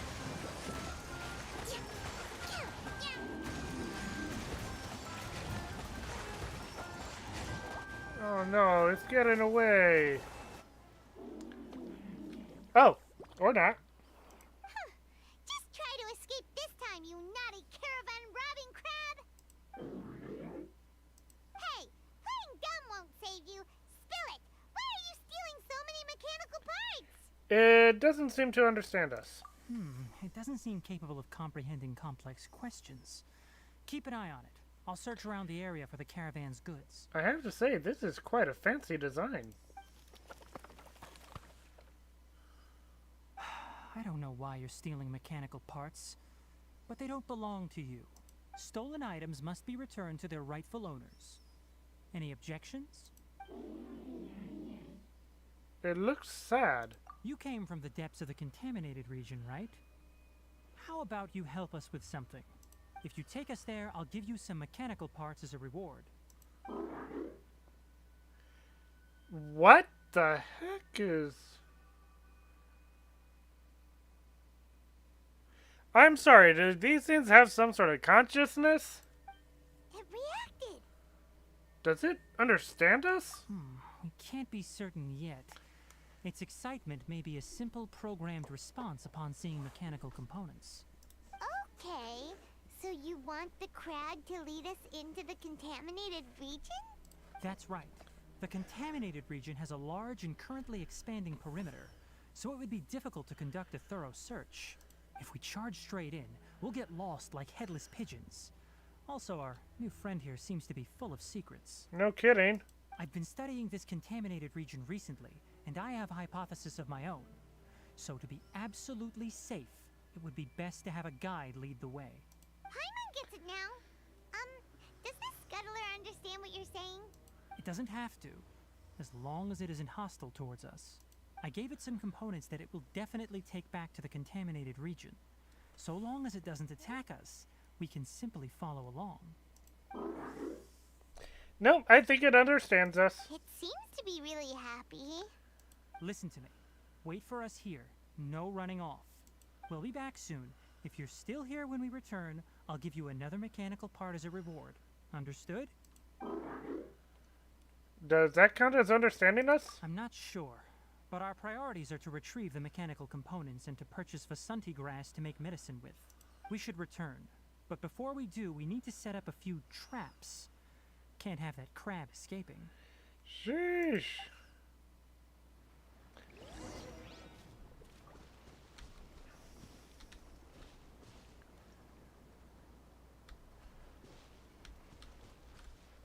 Huh.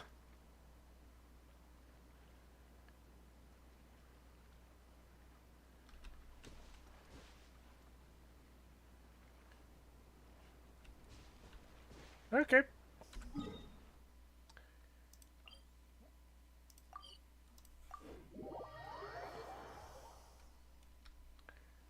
Let's move out.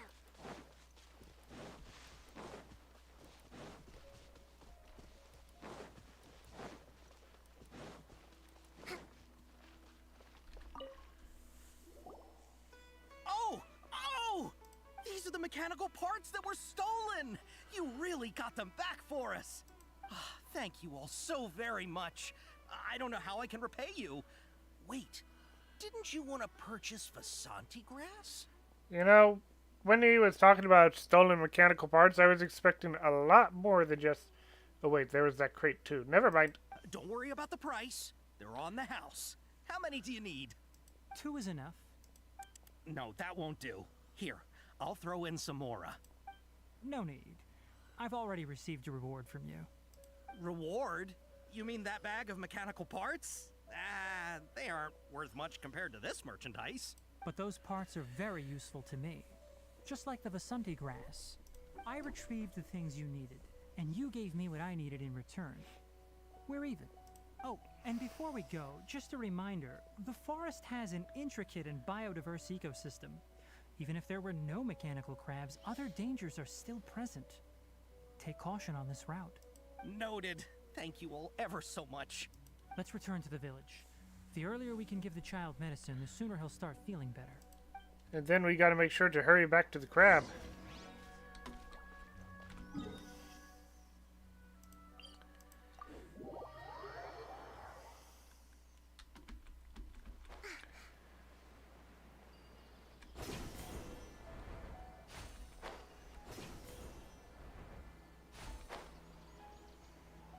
Kale!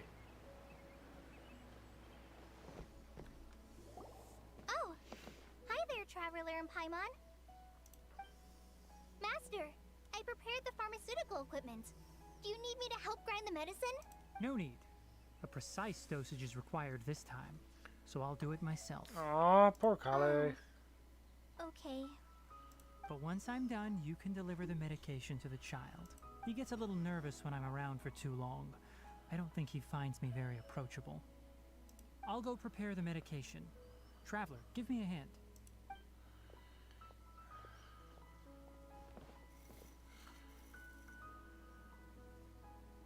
How is he? Doing any better? I feel like he's doing a lot better, and his temperature is returning to normal. That's wonderful! Oh yeah, he asked me to tell you that Suna came by earlier, and he told her everything about the toy. Suna didn't get mad, so he wanted to thank you. Can I ask what happened? It's nothing. Did you prepare the traveling gear I asked you to? Of course I did! Are you going somewhere far away?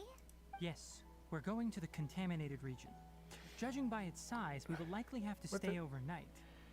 Considering that the contaminated region is close enough for a child to wander to, I wouldn't exactly call that far away. I'm leaving everything to you while I'm gone. Huh? But I can't even begin to compare to you. Many things are learned by doing. And once they've been done, you'll realize they weren't as difficult as you once thought they were. Deal with problems as you yourself see fit. You don't have to emulate me. That's right! You'll do great, Kale. Aww. Alright, then I'll do my best. Master, Traveler, Paimon, take care of yourselves. Don't worry. We'll be all right. You'll understand the reason for this excursion once we arrive at the contaminated region. You put too much confidence in me. Anyway, like you said, things will likely be uneventful. Let's return and find that crab. Kale's like, wait, crab?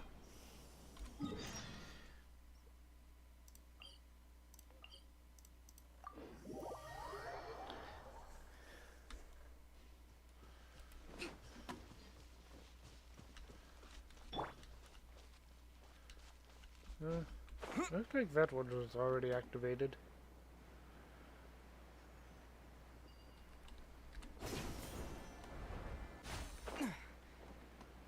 And the crab is boxed up? We're here. This should be... Huh? Where's the crab? Did it secretly scuttle away? The traps weren't triggered, so it should still be here. Odd. Knew it.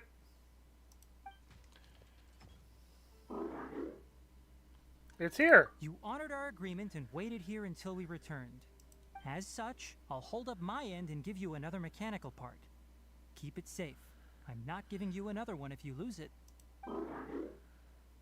Glad you're satisfied.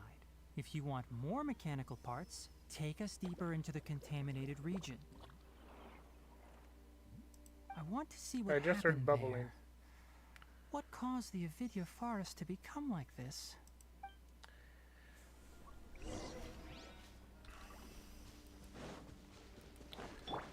Switch to Ganyu.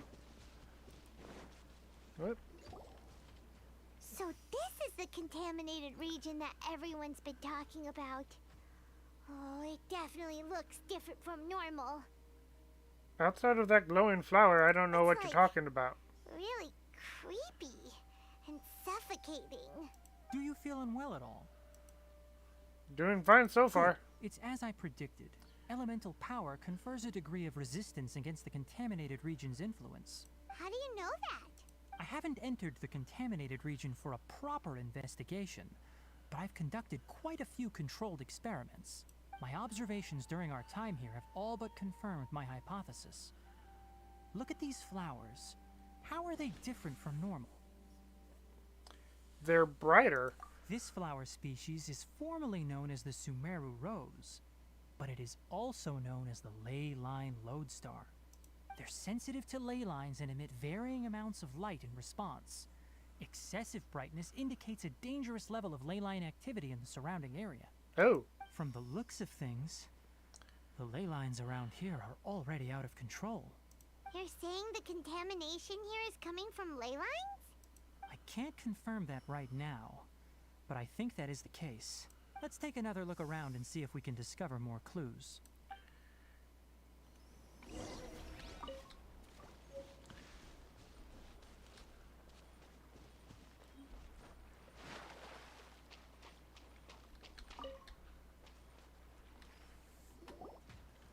You know, we haven't seen any animals this entire time.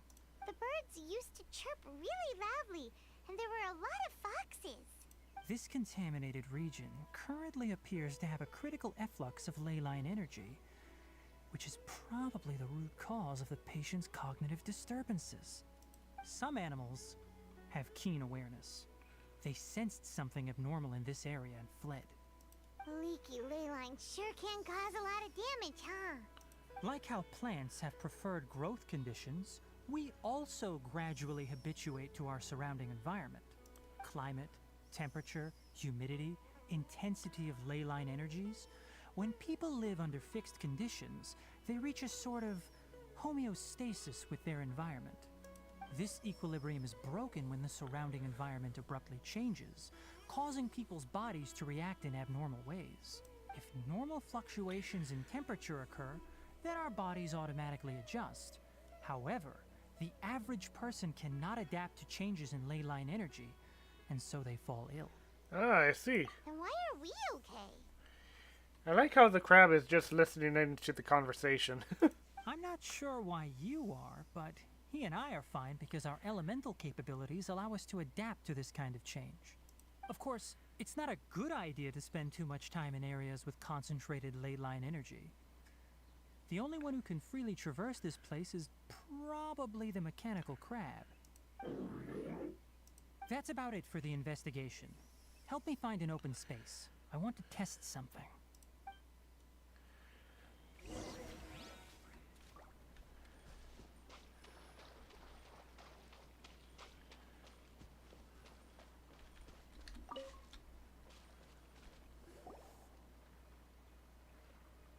Environment, no wind. Target parameters, normal. Setup complete. Excellent. Looks like it's working. What's this? A purification device that I made. It can absorb excess ley line energy and temporarily stabilize an area. What a neat thing! Let's set up more and cover the entire region! I wouldn't mind if that would actually work. Unfortunately, once this contamination is present, it isn't something that a few purification devices can fix. It just would continue to suck up the leak. The purification devices have their limits. At best, they can only prevent the contaminated region from expanding temporarily. Yep.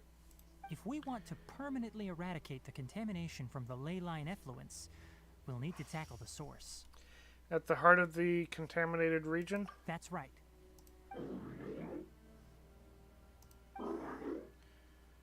What's up? Why does it look scared? Huh? The mechanical crab is acting a little strange. Something's approaching. Oh. So that's it. Now that the ley line energy has stabilized, the monsters that had left are starting to return. Get rid of them quickly. Don't let them get close to the purification device.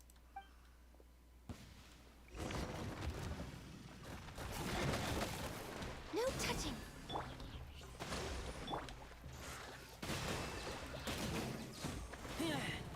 Okay, that was easy. That's all of them. That... Phew? Sheesh. You know, when enemies are still appearing with levels that are in the yellow, orange, or red around me, I'm actually expecting a bit of a challenge. Has Ganyu made this game too easy for me? Oh. Hey! Where are you? Wait for us! Let's hurry and keep up! Looks like he's got a friend. Or a couple friends. The mechanical crab went that way! Let's keep up!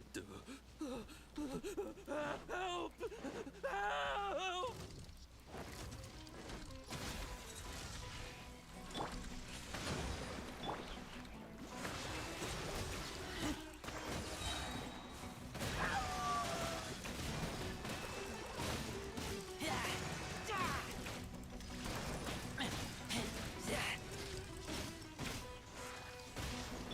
Access denied.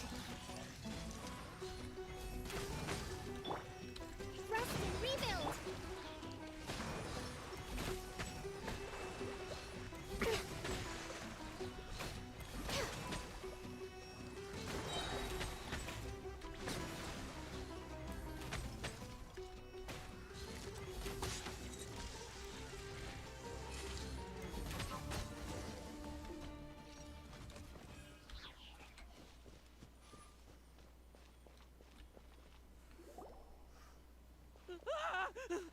Spare me! Please spare me! Hey! Are you okay? These injuries are superficial. Don't move, I'll patch you up.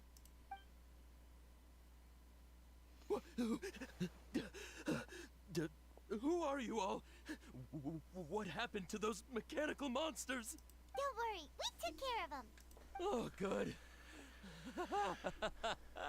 That's, good. Is he gonna freak out when the mechanical crab walks up behind us?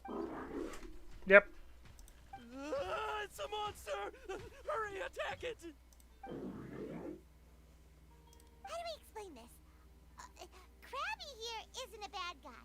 It heard you shouting for help and brought us here to rescue you. It's faking it.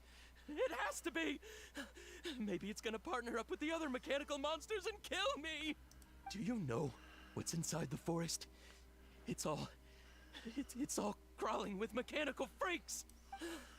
I just came here to pick herbs, but I accidentally went into the contaminated region and almost died. I gotta get out of here. Oh, yes. Yes. I have to escape. He's gone crazy. Be careful. These mechanical life forms are up to no good. It'd be best if you stayed far, far away from them.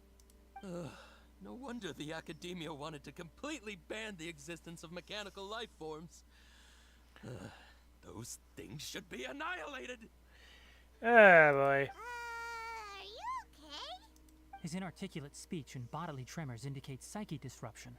He's been inside the contaminated region for too long. Yep. We've purified the ley line energy over there. Follow this path out and you'll soon see the village. At that point, someone will bring him to Kale for help. I already prepared medication that will return him to normal. It looks like it's expecting something. So you think you did a good job and want a part as your reward? It's so hard to understand. Alright, regardless of what you're thinking, you did some real good this time. That's why I'll give you another mechanical part. Need any help with it? Yep, it understands. Guess not. Well, make sure to hang on to it. What was going through your owner's mind when he made you, I wonder? You're like a giant mechanical crab on the outside and a fluffy little hamster on the inside. That is an adorable analogy. And also, how do you feel about that person saying that you're as evil as the other mechanical life forms? Okay, it definitely doesn't understand you. It seems like it possesses limited understanding only towards matters related to mechanical components. Help others to get parts. That's probably its thought process. As for why it, or rather its owner, is collecting so many components, I'm not sure. Maybe they're repairing Conrian technology. It's getting late, so let's set up camp for the night. We'll explore further tomorrow. after a night's rest. Hey, maybe if this thing raised its rooftops, it could form a platform that we could take shifts sleeping on, as it walks us through. I don't know.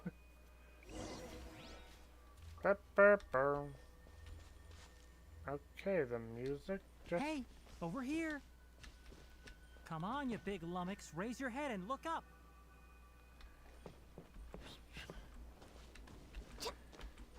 Sheesh! He can get rather rude. Let's set up camp here. Alright, Paimon also thinks it's a good spot. Oh. Any particular reason? This place is perfect to put up a big tent. We can also set up a cooking pot and cook tons of delicious food. Very Paimon reason. You're not wrong, but the primary reason for choosing this place is because its higher elevation keeps us away from the water vapor below. Rainforests are very wet. You should always be careful when spending the night in damp places. For the next tasks at hand, let's divide and conquer. I'll set up the tent, you'll be in charge of making the fire, and Paimon will forage for edibles nearby. Leave it to Paimon. Paimon's a pro. I'm not expecting that much. Just do what you can. I'm kind of surprised that Tainari didn't go for the, That's right. You can use rushes to start a fire in the wilderness. Their piths are relatively dry and can be readily set aflame. The downside is that they produce a lot of smoke. Traveler, Tainari, Paimon couldn't find any food. Paimon didn't know that rainforest had so many interesting plants until we came here. There were all sort of weird-looking mushrooms, but Paimon didn't know which ones were edible.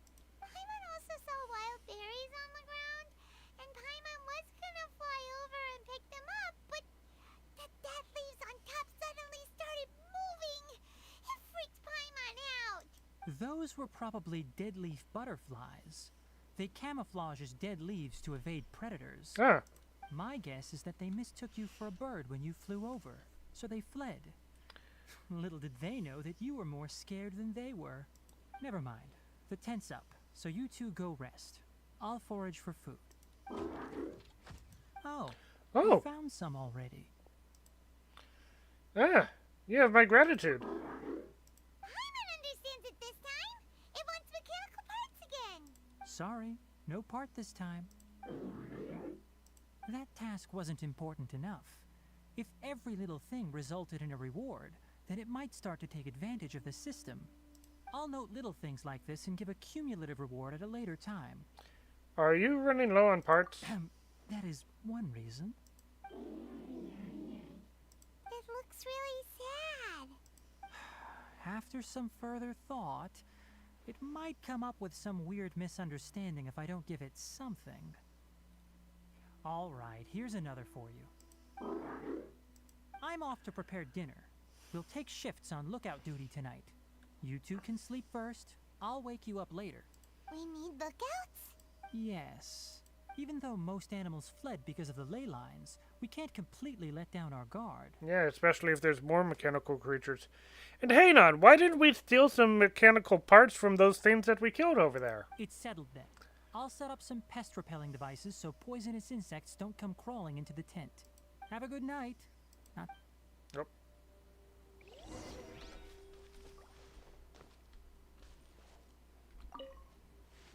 Paimon's getting sleepy. Is this because of the ley lines? It's been a while since we camped outside like this. This is like when we just started adventuring together.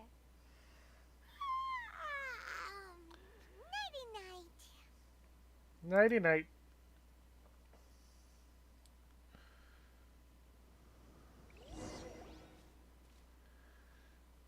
And...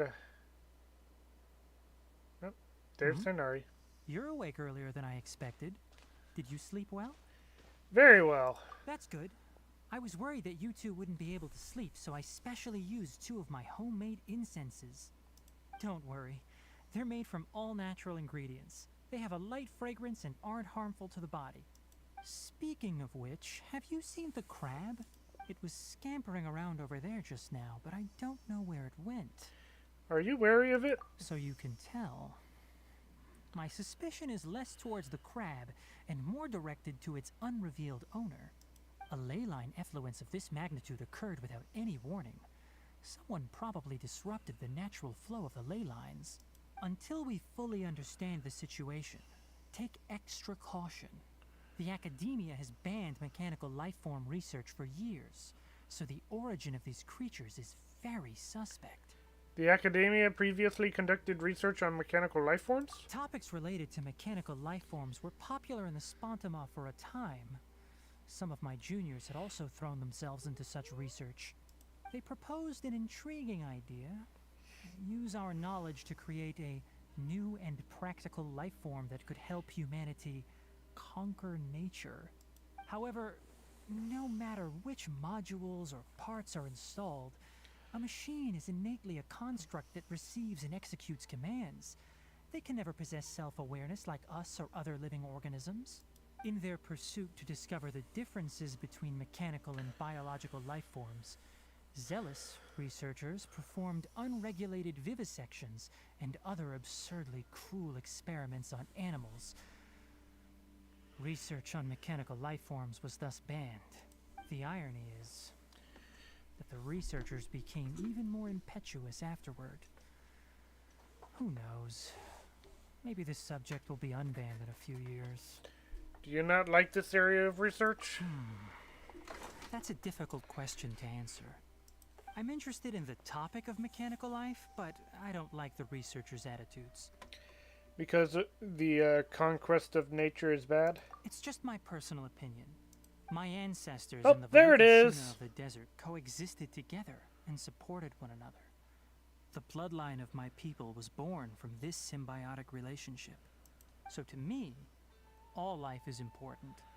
To understand life, you must first respect it. Life is not an expendable commodity, and knowledge should not be wielded like a scepter.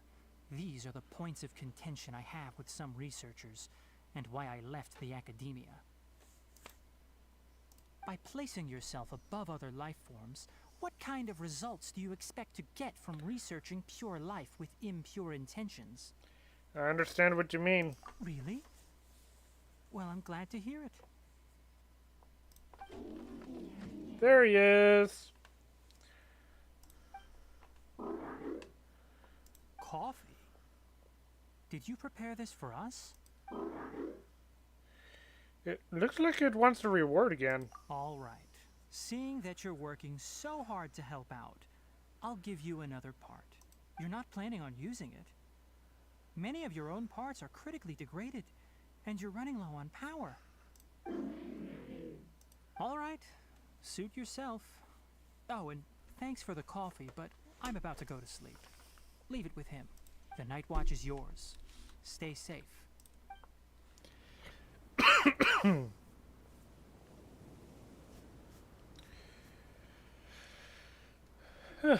This is quite a curious entity.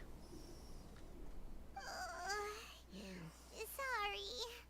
Paimon slept through the entire night. Your punishment is solo watch duty. Don't worry. Paimon will be sure to stay awake next time. Good morning, Traveler and Paimon. Quick question. Do you feel off at all? I'm a little dizzy. Me too. The farther in we go, the closer we get to the source of the ley line effluence. We'll be heading out earlier today. I'll take down the tent. Is there something we can do? Extinguish our fire so we don't set the entire forest aflame. Also, retrieve the pest-repelling devices from last night. We don't want to affect the ecosystem here.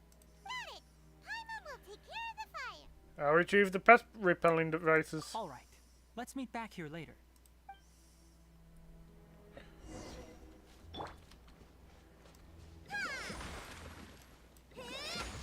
There you go, Paimon.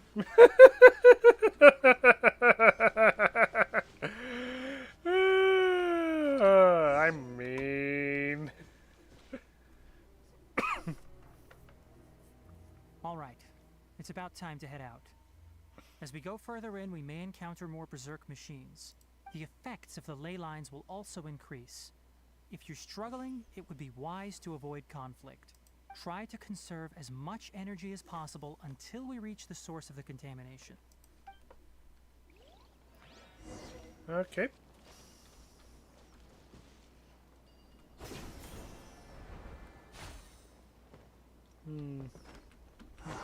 As I thought, the closer we get to the contamination source, the more mechanical monsters that appear.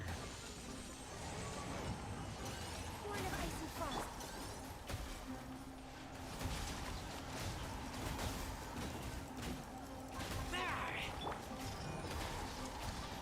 Access denied. Hold the line. Next on the agenda.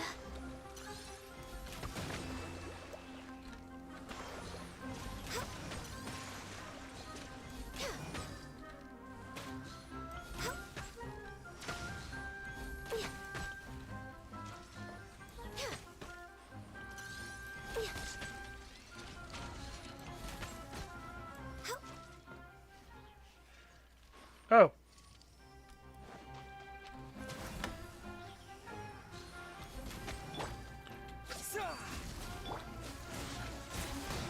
Thrust and revamp.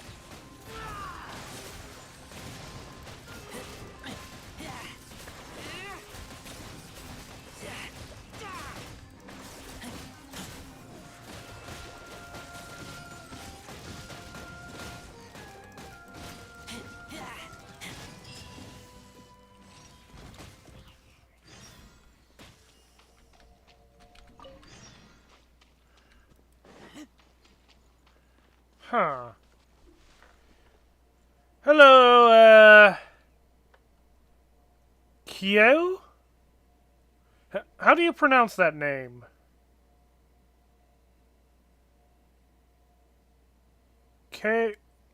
Miley Kyo.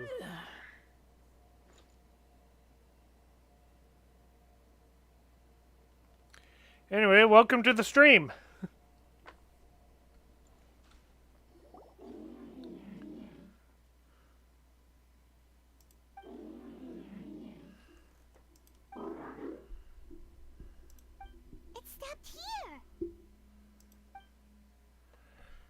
Upon closer inspection, the plants here are really different. Leyline energies are also stronger here. This may be the place we've been looking for. Ready yourselves. We're going in. Maybe this is where it got the coffee.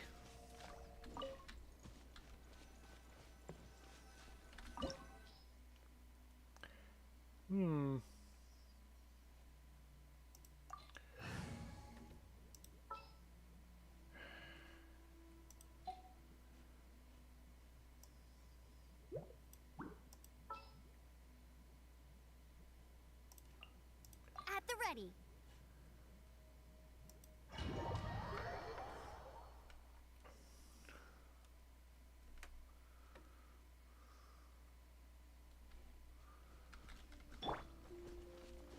Oh. There's a ton of mechanical monsters here. We made this place their lair. Looks like there's no way to sneak by. Let's take care of them quickly.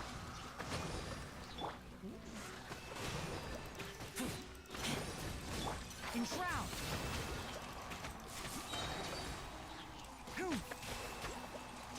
Let's nip that in the bud.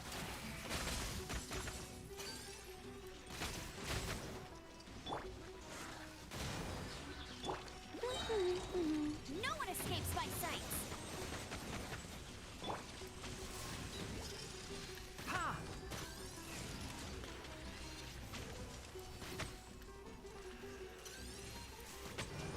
Can't see? Allow me. Scatter!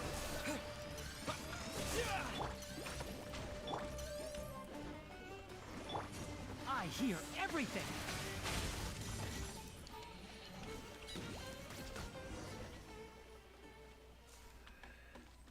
Hold the line. Did I mess up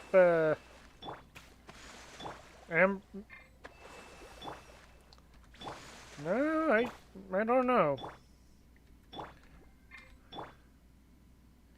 I probably need to improve Amber's stats at some point. I must have messed it up. And this must be what's causing the whole ley line disruption. What is this? I've never seen a machine like this before. Ley line energy is spilling out from here. This device, it's extracting energy from the ley lines without end. Who in the world would do this without considering the consequences? The ley lines won't be able to repair themselves if their flow is perpetually disrupted like this. That's terrible! We have to stop it! Let Paimon see. Paimon doesn't see controls anywhere! I'm starting to get dizzy. Standing here is equivalent to being directly showered in ley line energy, which may cause irreversible damage to your body. Oh, so this is nuclear radiation. Great! Take Paimon and get out of here. I'll see if I can find a way to turn this thing off. Wait! You're also vulnerable to the ley lines, right? We're staying. We can't leave you here by yourself. Is this when the mechanical crab decides to turn it off for us? Then let's look for it together. If there is no control unit here, then there must be a trapdoor somewhere. Oh, yep. You know where it is? Hey, wait for us! What the? It just disappeared.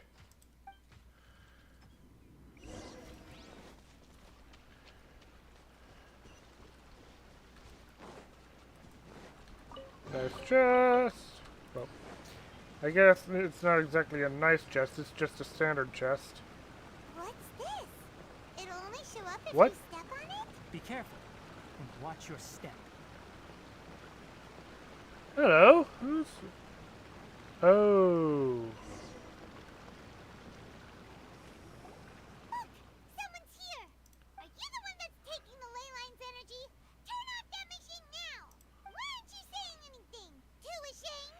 Oh, is that him controlling the crab? His body is cold. It's emaciated, and his eyes are sunken, likely from chronic malnourishment and stress.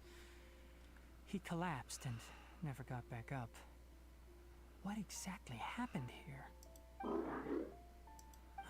Almost forgot about you. Here, this is the last one. What is it doing? I'm not sure. Judging by this room's layout, this place was a laboratory. We should find a repository of research documents if we keep going. The file room will definitely give us some clues, so let's go take a look. Nope. That I did on purpose because I didn't realize he was still talking. Wow! It's huge in here! This place is a natural hiding spot with how hidden it is. The Oh. pipes continue further. Let's head in. Did you two find anything? There are a lot of lab notes, but it would take way too long to read through them all. I found a tape recording used for an experiment, and based on its serial number, it's from 2 years ago. Tape recording? Yes, the Spontima created a device that visually records experiments and consolidates the final production into a tape. Oh, movie. However, these devices are expensive to make and aren't entirely stable. That's why they are only used in some laboratories and do not see wider usage. Come on, let's watch it. Hold on, let me figure out how to play the tape. There. Ah, okay, this should do it. Kakata? Kakata? Seriously, I look away for 1 second and you're gone? There you are. Look here. This is our new home. I, Abatsui, will unleash my talents here and amaze those ancient fossils at the Academia. Oh, you're also quite happy. Kakata, do you know what we're about to do? Yes, I thought not. Listen up, Kakata. I'm going to make a mechanical life form that can be mass-produced. The technology will be unlike anything else that exists. I'll use mechanical organs, and electric currents will course through them like blood.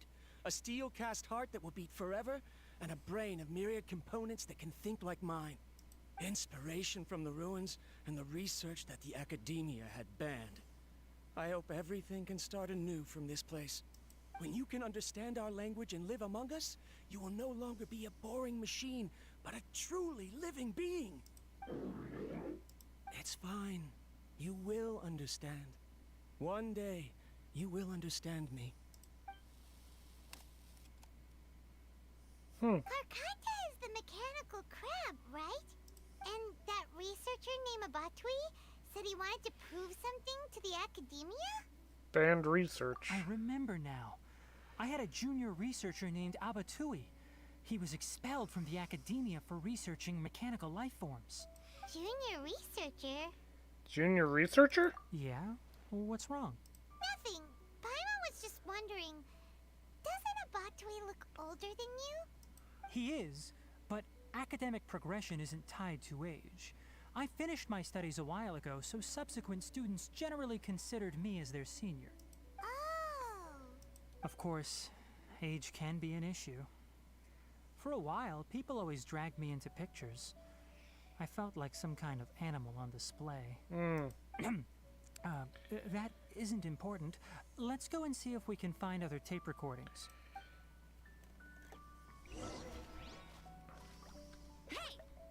I did not mean to throw that, but okay. E's right next to W. Look! Paimon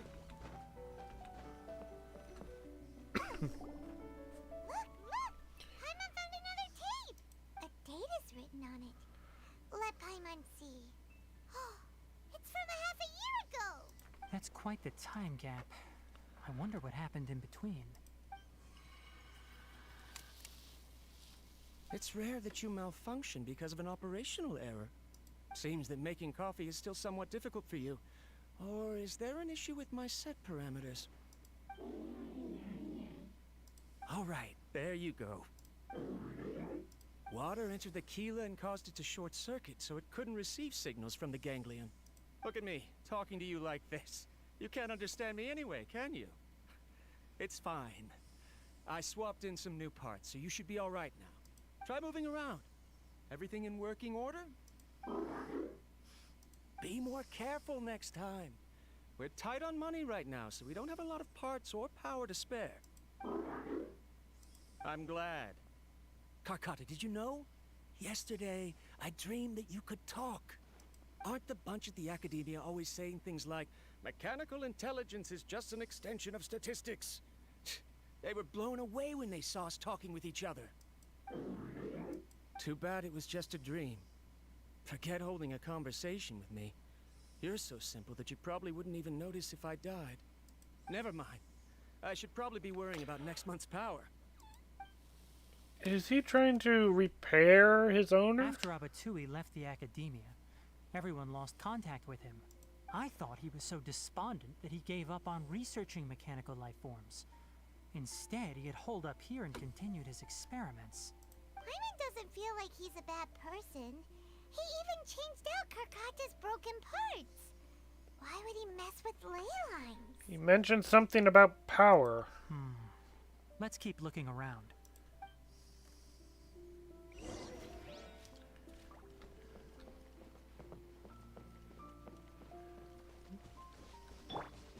Propagate!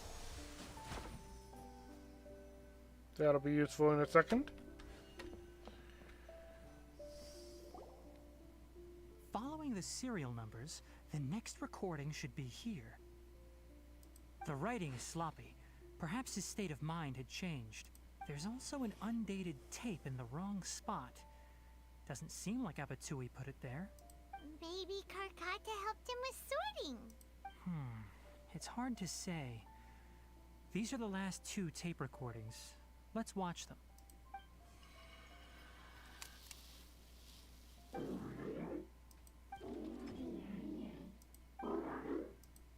Sorry, Karkata. I was just thinking about something. Today might become a special day. In my recent experiments, I successfully gave you a living being's instincts. When you're low on power, or if one of your parts is damaged, you will prioritize your survival command and proactively recharge or replace your parts. That is a very dangerous thing. And today, I did something even more dangerous. I've officially activated the 3rd generation ley line extractor. The ley lines will serve as our power source from now on. Conducting research on mechanical life forms requires a large amount of power. Even if I scrimped and saved, the more I have wouldn't last for long. I'm also getting tired, Karkata. I don't know what's driving me to continue with this research anymore. They say that even if it simulates the operation of a living creature's organs, a machine is still an ice-cold tool. I want to prove them wrong. I want to turn you into a living, breathing, and talking being. I'm not talking about anything cheerful, Karkata. Modules for language, emotion, and movement. I've been working my absolute hardest to augment and refine your functionalities, but I've never seen an effective response. You are my finest success, but even you can't understand me. All you can do is execute limited responses based on preset commands or keywords. Karkata, I wish you could speak to me, even just once. Yes, you cannot understand me, so you cannot answer me either. It is what it is. In a few days, I'll sell the failed ley line extractor for some more and continue my experiments. Life goes on, and I have to as well. I don't have any other choice. This is new. If I place another 2 control modules here to simulate the brain's thalamus... of course my heart decides to act up now. Why did I cut medication from our expenses? Karkata, come help me. Strange. I feel weak. Oh no, I have to shut down the extractor. Shut it off. If we let them recharge indefinitely, they'll go out of control. Right. I never input a command to shut down the extractor, so you don't understand what I'm saying. In the end, it's just like the Academia said. Mechanical life forms only bring danger. My research... Was there any point to it at all? I'm sorry, Karkata. In the end... Karkata understands what he's saying, but no one can understand what Karkata's saying. Mechanical life. I see. So the ley line effluence was an accident. After Abatui's unexpected death, the mechanical monsters were driven by their instincts and continuously drew out power from the ley line extractor. This eventually resulted in severe damage to the ley lines. Then Karkata... Paimon understands. Then why didn't Karkata go haywire like the other machines? Because Karkata is different from the other machines. Structures similar to living organisms, the ability to cry and laugh, and capacity for independent thought. To Abatui, only a machine with these features could be considered a mechanical life form. Perhaps only by building such a machine could he have the Academia acknowledge his protracted research. But if he had slowed down and saw Karkata as a friend instead of an experimental product, he would have noticed. Yep. Karkata can't speak. And yet it cares about Abatui far more than it does about itself. What does that mean? You'll see in a bit. But before that, we have a more urgent task at hand. Yep. First, let's find the control unit for the ley line extractor and shut it down. Please, Karkata, don't turn against us.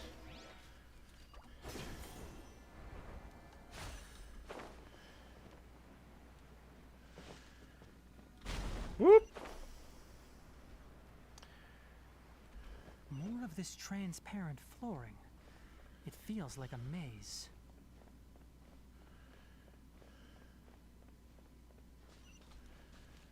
Oh. I'm a little confuzzled. Oh.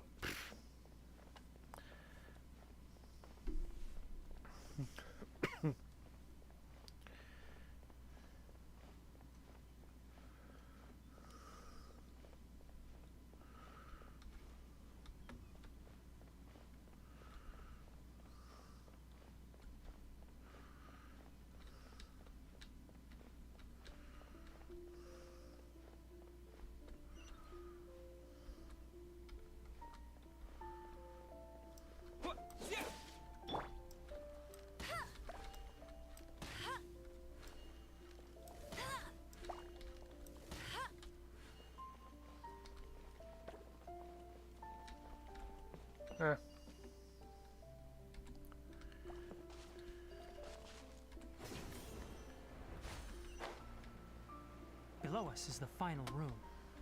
The control unit is likely in there. The way ends here.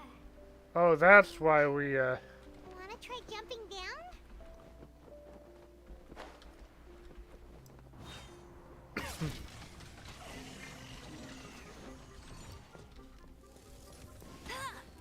Go, Baron button!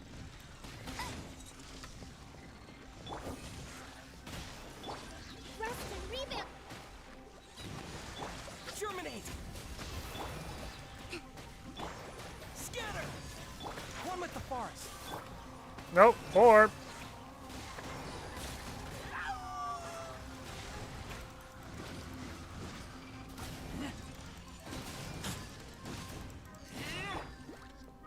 Let it rain.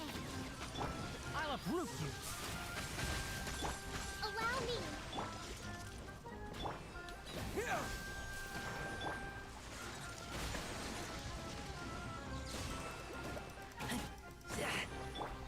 Can't see. Let's nip that in the bud.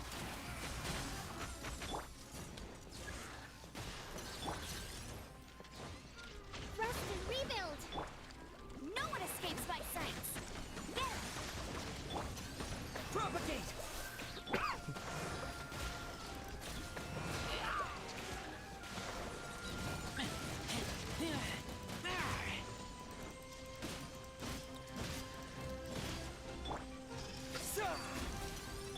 Allow me.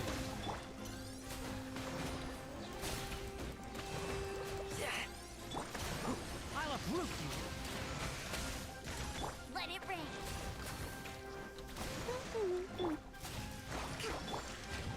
Right.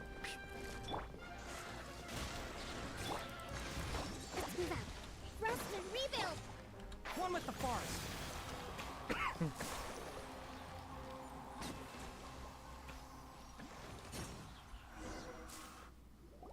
This should be the control unit. Once we turn it off, the ley line extractor should also shut down.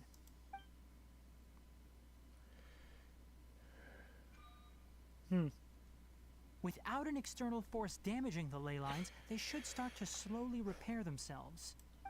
Oh, but I bet you two are more worried about Karkata. Let's head back. Yep. Keep up.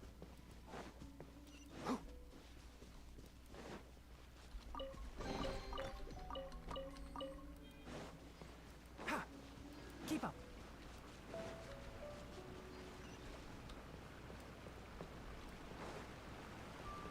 Back here.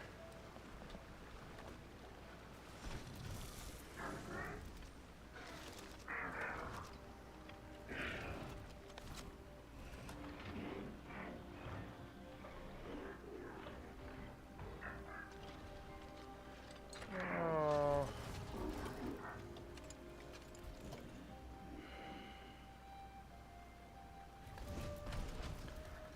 Oh.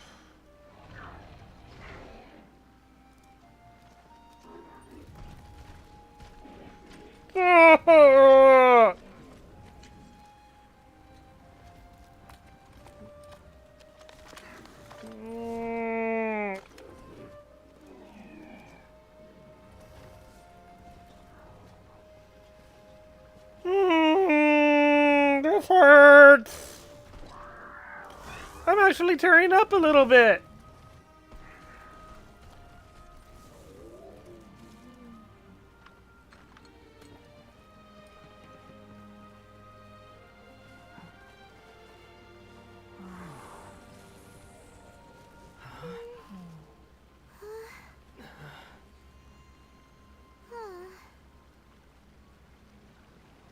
So, Karkata has been collecting parts because it thinks doing so will fix its owner?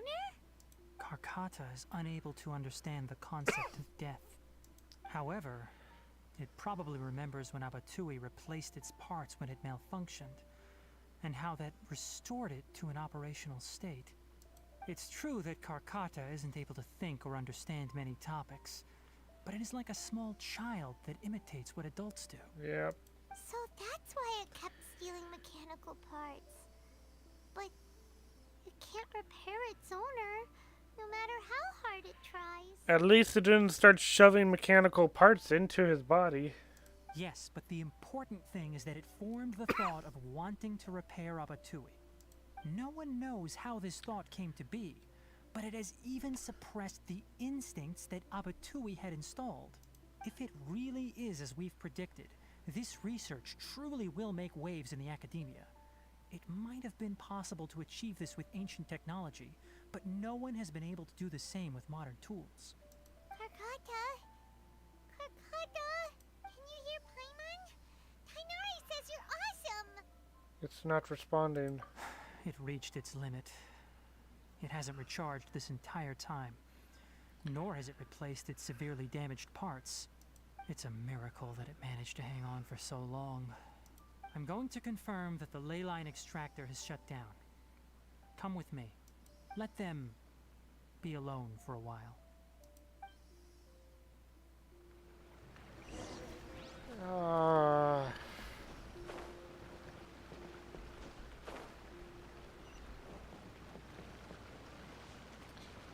That cinematic was so heart-wrenching.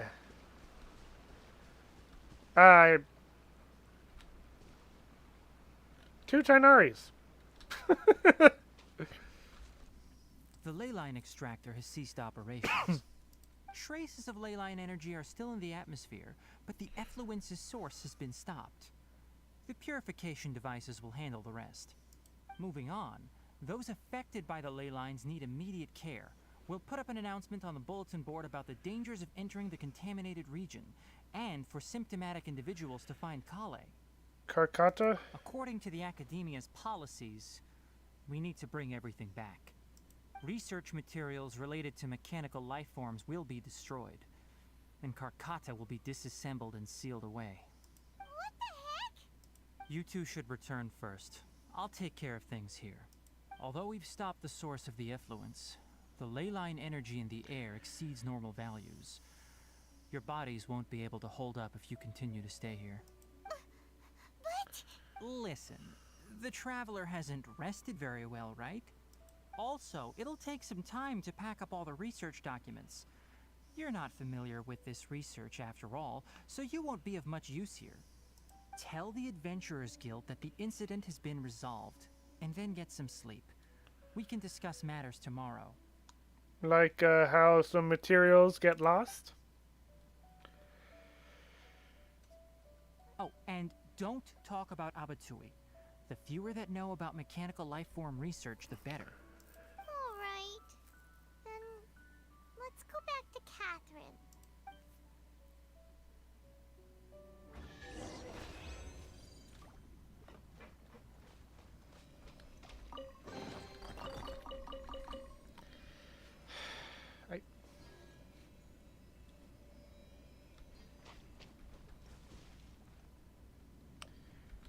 I hope we get to see Karkata again. I don't want him to be I don't want it to be dismantled. That was...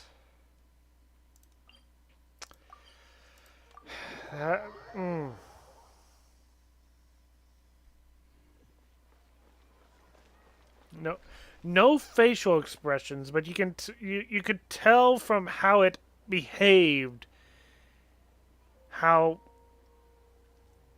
emotional it was.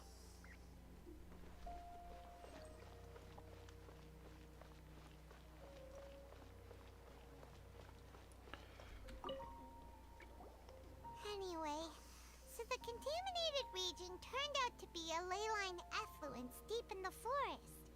Things are already getting back to normal. I see. Thank you for your hard work. Once the excess ley line energy dissipates from the air, we should be able to make an announcement for residents to resume their normal activities. This is the stipulated reward. Please accept it. Is Karkata going to be sent back to the Academia? It's already damaged, but Paimon feels sad thinking about it getting disassembled. Me too. Oh, then how about we find Tainari tomorrow and ask him not to do that? Paimon really wants to go right now, but Tainari said that we would discuss matters tomorrow. We'll probably make him mad if we go now, huh? Probably. Alright then, we'll find Tainari tomorrow and tell him not to disassemble Karkata. Imagine if Tainari is starting to go like, who? Who are you talking about? Wait, what? What time did that say? 8 o'clock.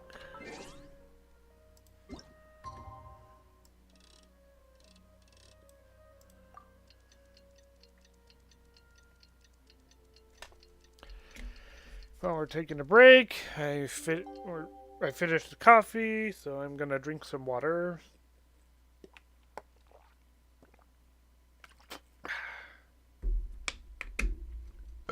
Excuse me. How are you feeling? Sleep well? We should go find Tainari. How do you think we should ask him? Tough question.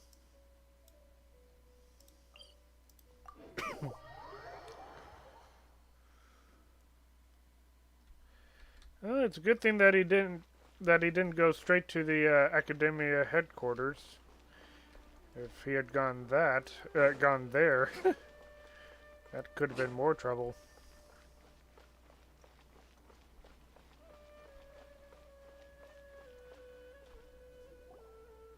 Tainari!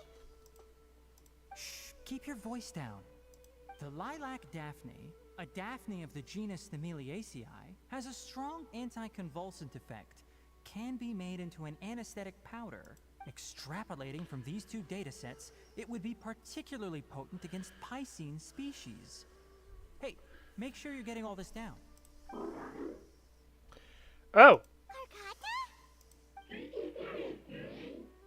I thought I told you all to keep your voices low. Plants aren't afraid of noise, but your shouting is making my ears ring. You didn't disassemble Karkata? Why would I do that? But Paimon thought you said, according to the Academia's policies...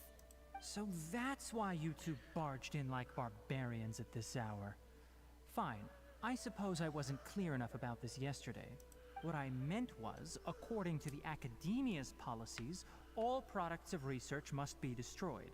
That's why we can't let the Academia discover that place. So the real reason you stayed back was Anyway, to... the first thing I did was repair Karkata.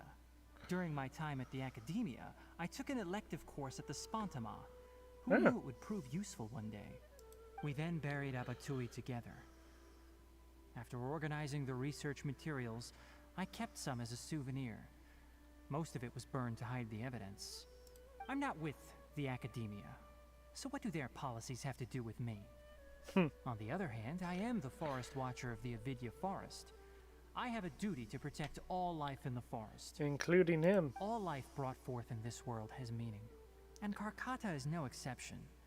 If it exists, then it shouldn't be carelessly abandoned or destroyed. Hold up. Hold up. I just realized something. If the Academia has banned mechanical life forms, why are they working with the Baldadir? Why are they making an artificial god?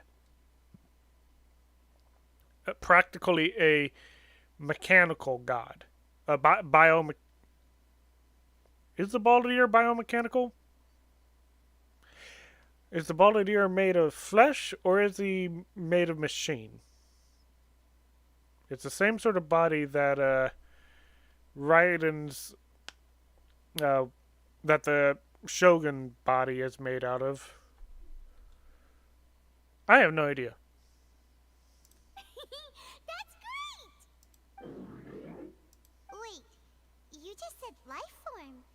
You recognize Karkata as a true living being now? The possibility exists, is all. It's hard to explain Karkata's efforts to repair Abatui. Abatui only left behind a small portion of his research. Who knows how many commands he installed? Maybe a conflict between all those commands resulted in this sort of behavior.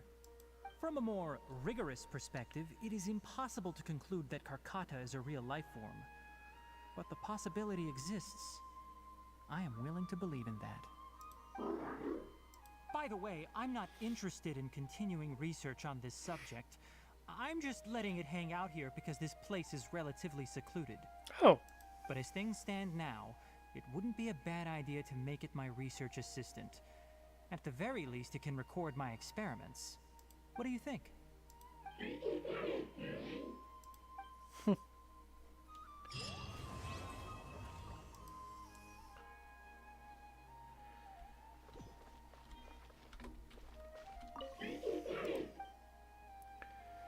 Okay.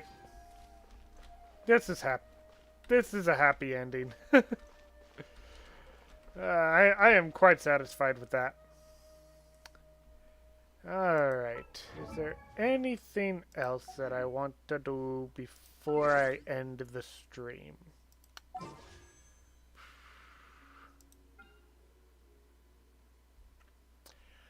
I do need to start pulling again in preparation for Kusanali.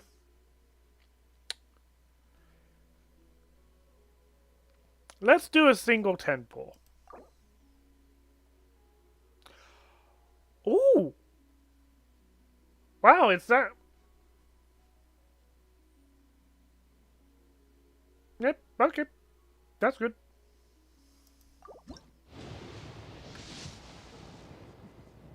Purple.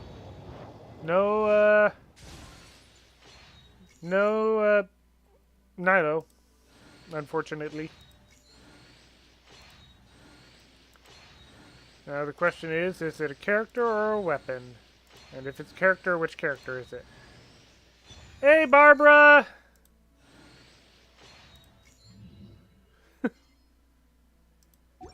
Okay.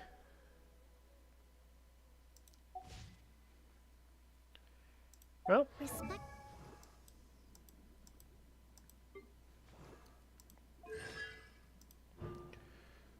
Let's see.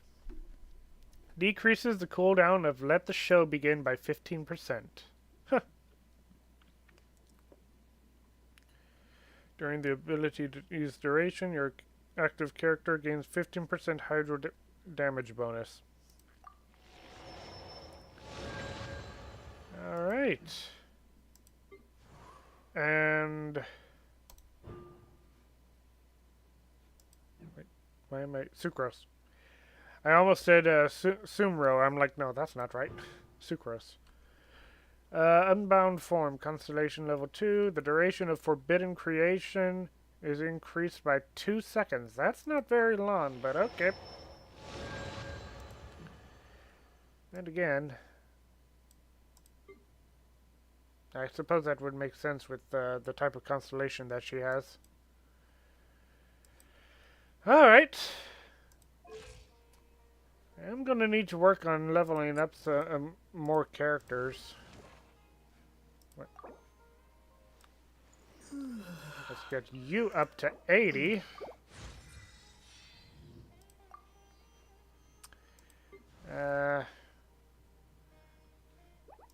Amber will also need to be brought up to 80. Gonna have to get some more of those crystals. Oh, that would explain why she's so weak. Oh my goodness. Well. A lot of stuff for me to work on.